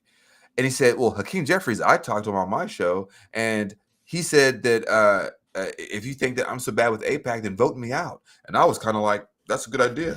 But like when you're not incorporating how AIPAC is this financial machine, keeping him in power, that's the problem. And him telling all of us, you don't like me, vote me out, is very, it's patronizing because we have nowhere else to fucking go in a two-party system. Yeah, it's where it's like, oh, well, they don't know who AIPAC or know about it. Well, part of it is the education of it. Say something about it then. Connect the fucking dots. Right. And that guy who's a journalist who runs a show, you're sitting here acting like it's a benign thing or it's a neutral thing where you're just saying, well, people don't care about it. Tell people you have a microphone. You reach millions of people. Tell people what AIPAC is. Tell them it should be a foreign lobbying agent. But under JFK, when he tried to get them to be a foreign lobbying agent, Well, something happened to him in Dallas. And soon after. yeah, it's money and it's money into it, but it's a lot of super PACs. But like APAC, it's like why are they paying both sides? But they're the only one that's not listed as a foreign lobbying group. Like, because I understand what you're saying. Like, it's not illegal to lobby, because, like, we heard Eric Adams got caught up in some shit with Turkey, right? You're saying APAC is even more dangerous because they are foreign, or I don't know what their structure is. No. Yeah. So basically, it's not illegal to lobby American politicians, which it should be. Right. I understand that. But you just have to be registered as a foreign lobbying agent. So when, again, Eric Adams was doing all his fuckery, getting backhanded deals through Turkey, like, he was working with a Turkish lobby. So was my General Mike Flynn. Remember him under Trump 1.0? They said he was Q. Same thing with Turkey. So, like, but that was on paper. Israel is the only country that is not listed under that. And when they try to, because there's certain regulations and there's certain things you have to do. Israel, now we're at a point, how many years ago did JFK get killed? Over 50 years ago? Like, not stopping that fucking bullet train. Bad choice of words. Not stopping that is leading us to right here. We're going into these foreign adventurism wars that are just going to be quagmires and boondoggles for our economy, for our budget, conquest, right? Fucking Pete Hegseth and his Dust Vault. It's ridiculous, man. Yeah. But we're gonna get out of here. But I do want folks, Rom, any final words? And I got a funny video I'm gonna have us go out with. It's not funny. You already talked about it, but this is what we need to be doing. Final words. What you got? Well, first off, everyone who's still here, thank you for hanging out for 2 hours. My God, what's wrong with us? It is nice to to actually, like, get this off. Like, for me, this is cathartic. Yeah. As I said, sometimes I'll be trying to use words and I don't use often, but yeah, that was exactly right. So, like, I think people also like to know that they're in similar company, right? Yeah, we're not crazy. And that's why they listen to us. And again, I think it's starting to be more uncomfortable, put people in their uncomfort zone and start thinking about different perspectives. Like I said, I'm not saying that people should necessarily go and burn down their job, but you got to start thinking about, why do people get to a point? What is actually happening where people get to a point where they burn down their job? They're on camera, right? And what we guys, like, our veteran, our military, if they are committing war crimes and you are part of that collective, or that the military, we as a country, we're terrorists. Like, we're terrorists. Like, as a country, we are a terrorist state. Israel's a terrorist state, right? Like, there's no ifs, ands, and buts about it, because when you kill indigenous this people, isn't defense. Yeah. So you have to start thinking about, like, I mean, I know it's hard to start to criticize military. I get it. Like, damn, like, it's beat into us. It's beat into us. Guys. That's why they're bringing back the draft. I mean, the military is not popular. I mean, it's becoming unpopular. Like, these people do not care about the propaganda of it all. Like, they do not care. They will sacrifice their own kids. So that in itself, that all these things have. So, anyways, my point is we're gonna have to rebuild. We've got a bunch of fucking idiots running the country. I don't think they have the mindset, the knowledge, the control to turn us into a Gilead. Thankfully, I think they're trying. I actually think they're trying, but it doesn't even have to be that good. It could just fuck it up. Yeah. What do you mean? Like, I mean, like, as I think it was like, oh, he'll get to Gilead. Like, honestly, these people don't even get. They're not trying to get there. They just want they just want this whole shit to crash so they can start killing black people again. They just want us back in chains. If they could just get us in goddamn chains again, man. Like, that's it. Like, all this, like, the Gilead and how it's going to work at the airport and 2 lesbians. That's all. They just want to fucking kill you. Can I just shoot some Negroes? Can I choke them out on a train like Jordan Neely? Can I shoot them like Kyle Rittenhouse? Can I fight them like George Zimmerman? Can I kneel on them like Derek Chauvin? That is it. There's a lot of people that think that this stuff's hyperbolic. So you put it into whether it's perspective that, or the visual that you've created, or a Gilead, like any of those, none of those things sound desirable, right? I mean, for not in the 40 years I've been on this earth, right? So, but not yet. Not yet. I got 10 days. 10 days. I got 10 days. I know it's in April. Well, tell Which us, is wild. What are you do not feel 40. Give us some good. What are you doing for the big 4-0? I'm keeping it low key this year. I'm working on this startup, man, and it's kicking my ass. And so, I'm enjoying it. I love it, but also it's just not the right time to do it big. And we talked about like I haven't thrown a party, friends come. I can't do that. I can't. Again, I wake up every day. I look at the news. Again, part of why I'm not struggling too much every day is because I've accepted. I'm not in denial of where this is going, right? So, and it's not out of my control. I said like 6 months ago, maybe over a year ago. What do we got to do? Yeah, like every day I'm panic. But with that said, like there is an absolute like effect of like just reading the news. It might not be as obvious, but like hearing what's going on, and it drains me, man. And so like the energy I have, it goes to my kids. The energy I have goes to the business, and we're gonna go to the Democratic Republic of Congo this summer. Oh, nice. Visit family, right? Yeah, it'll be my second time, and that's a big break. And I might go to the West Coast for my my aunt's birthday, the matriarch of the family. Very nice. So yeah, I mean, my birthday, I don't like to celebrate crazy, but yeah, man, 40, bro. I know, right? You're right there behind me. I got 10 years, bro. I'm 29. So look at this shit. Look at this shit. You don't see no gray hairs, dude. Look at that shit. I ain't got no eyebrows, goddamn it. But I got no motherfucking gray. I got gray hair. I barely got hair. I got one gray hair right here. My wife said I got some blonde hairs in my lips, but she thinks they're gray. They're just blonde because I'm a waffle colored motherfucker. Man. Yeah, that was a good note. I think Ram's take care of yourself, take care of your children, take care of your life. We as Black, again, our show is predominantly for Black and brown people, but of course we educate and teach everybody. Black people we showed up. We showed up, we organized, we reject this. We've always been the moral arbiter of this country, this settler colonial project. We've always been the heart and soul of it. So to Ram's point, take care of yourself. Enjoy your we got Lorena giving you happy birthday. Thank you. Yeah, he's gonna be 70. Black don't cry. No. But yeah, take care of yourself, man. Try to stay, abreast, but don't be too dialed in, because again, this shit has to collapse. So again, please make sure you like, share, and subscribe to the Radical Cruz platform and social media. Find us on TikTok, Instagram, Twitch, Facebook, YouTube. We're everywhere, and this is how we build this community.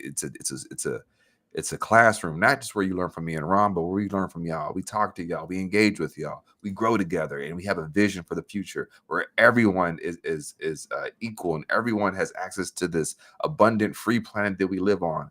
And that is what we're fighting for, not for small men to feel like they need to go bing, bong, boom with bombs. So I think Ram's point is a fantastic one to leave it off on. And today's video that we're leaving out on, as Ram already kind of alluded to, this is what happens when you don't take into consideration how the average person or average worker feels. And it's a bunch. It's Little Fires Everywhere is the name of that book. Little Fires Everywhere. So here's a little fire, pun intended, out in California. This is the was it Kimberly? What's the name of the Kimberly Clark? I think it was Kimberly Clark. Kimberly Clark. paper, toilet paper and paper towel warehouse. And this guy's 29 years old, and I believe he was a contractor. And he said, "Hey, y'all weren't paying me. Bet."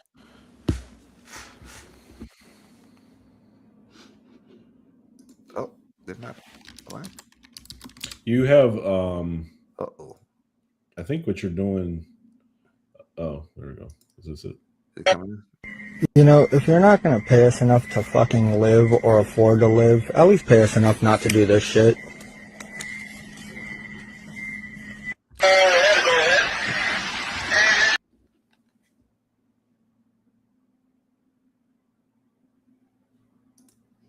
Oh, all right, well.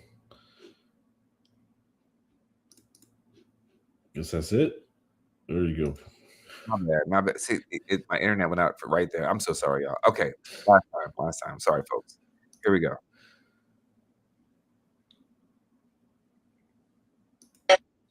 If you're not gonna pay us enough to fucking live or afford to live, at least pay us enough not to do this shit. Damn.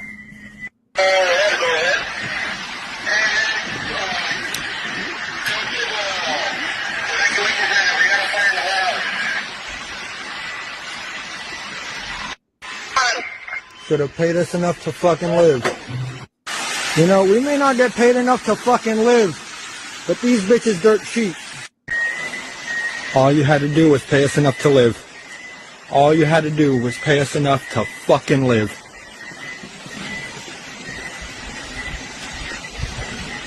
All you had to do was pay us enough to live. There goes your inventory. That's wild.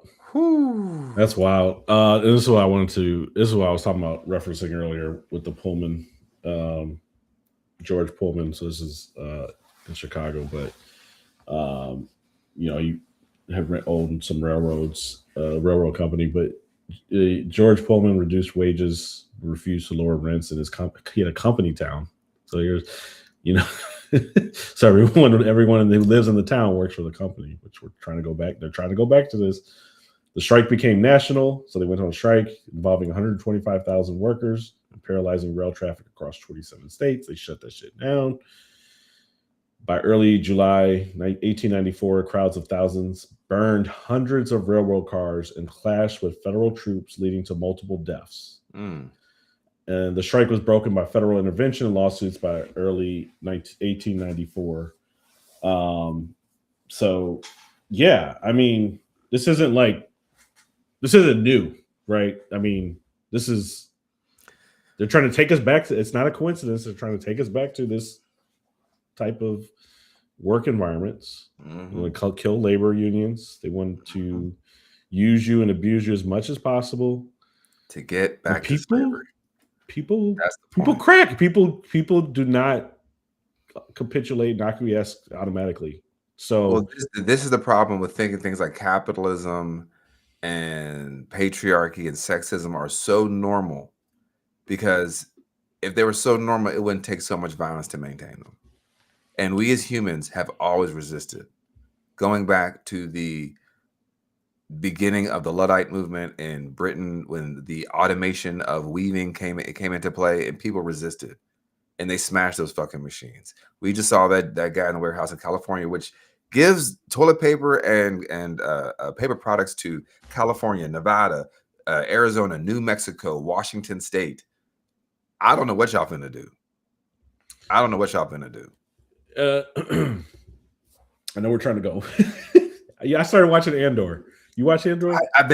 I've heard nothing but good. Like, people are like, you gotta watch that shit. So I'm not a Star Wars. I've probably and people said that too. You don't gotta be into Star Wars, but like, so the reason I watched it was because Wajahat Ali and Danielle Moody. Because Danielle Moody, she don't watch Star Wars, and she exactly. So I was like, all right, I'm gonna watch it, and so I've been in the thick of that. So when I saw and literally one of the episodes that was super relevant to this fire, it actually didn't even occur to me till like a few minutes ago, and I'm like, I'm already in that mindset of like the rebellion, you know what I mean? So definitely worth watching. I don't like Star Wars ain't my thing, but it's not. But it's not about Star Wars, right? It's about like the people, right? Like real, right? The people without the power, all the magic, like and it's absolutely where we could go again. I do know that I don't know how have you finished the season or I haven't finished the season. I haven't finished the season. Well, I do know. I mean, that clip's been going around since I think it premiered. But the clip of the whoever I haven't watched the show, but she's talking, and it's one of the most profound anti-fascist speeches about the death of truth. And I don't want to play it here because folks haven't seen it. Because I also too want to also experience it. But if you haven't seen that clip, or if it's going to come around when you're in the show, people are like, it got them riled up. Like, you know what, we got to do some shit today. It's okay. It's season 2. Yeah, I haven't got that far. I'm gonna wait on it. No, it's season 1. It's a season 1. It's a season 1. Nah, it's the way I'm reading it. It seems like it's a blonde-haired woman. Yeah. Okay, maybe the way I'm reading it seems like season 2. I heard season 1 is still real good too. All right, folks, thank you so much for tuning into the Radical Cruise podcast. It is well over time, but it's been great. It's been great talking to Rom. Rom's clearly been just needing to vent, and sometimes you gotta vent, and just let it out, because we are humans. We have emotions. We have feelings. We're vulnerable, right? But our strength comes from us coming together. They want us isolated. They want us feeling like we can't do shit. But there's more than us. There's more of us than there are of them. There are only 971 billionaires in America. There's 350 million of us. Just putting that out there. That's insane. So, all right, folks. That was our clip. Again, Rom had the stuff out there. I got nothing else for y'all. We're gonna see y'all. I'm gonna see y'all tomorrow morning. If not Sunday, you good, Rom? Where you at? Yeah, I'll be here Sunday. Tentative. We'll see. All right. We will see you guys next time on the Radical Roots. I'm your co-host Peyron Baxter. Your co-host Rom Sandoval. Appreciate y'all. Have a good night. We will see you next time. Peace.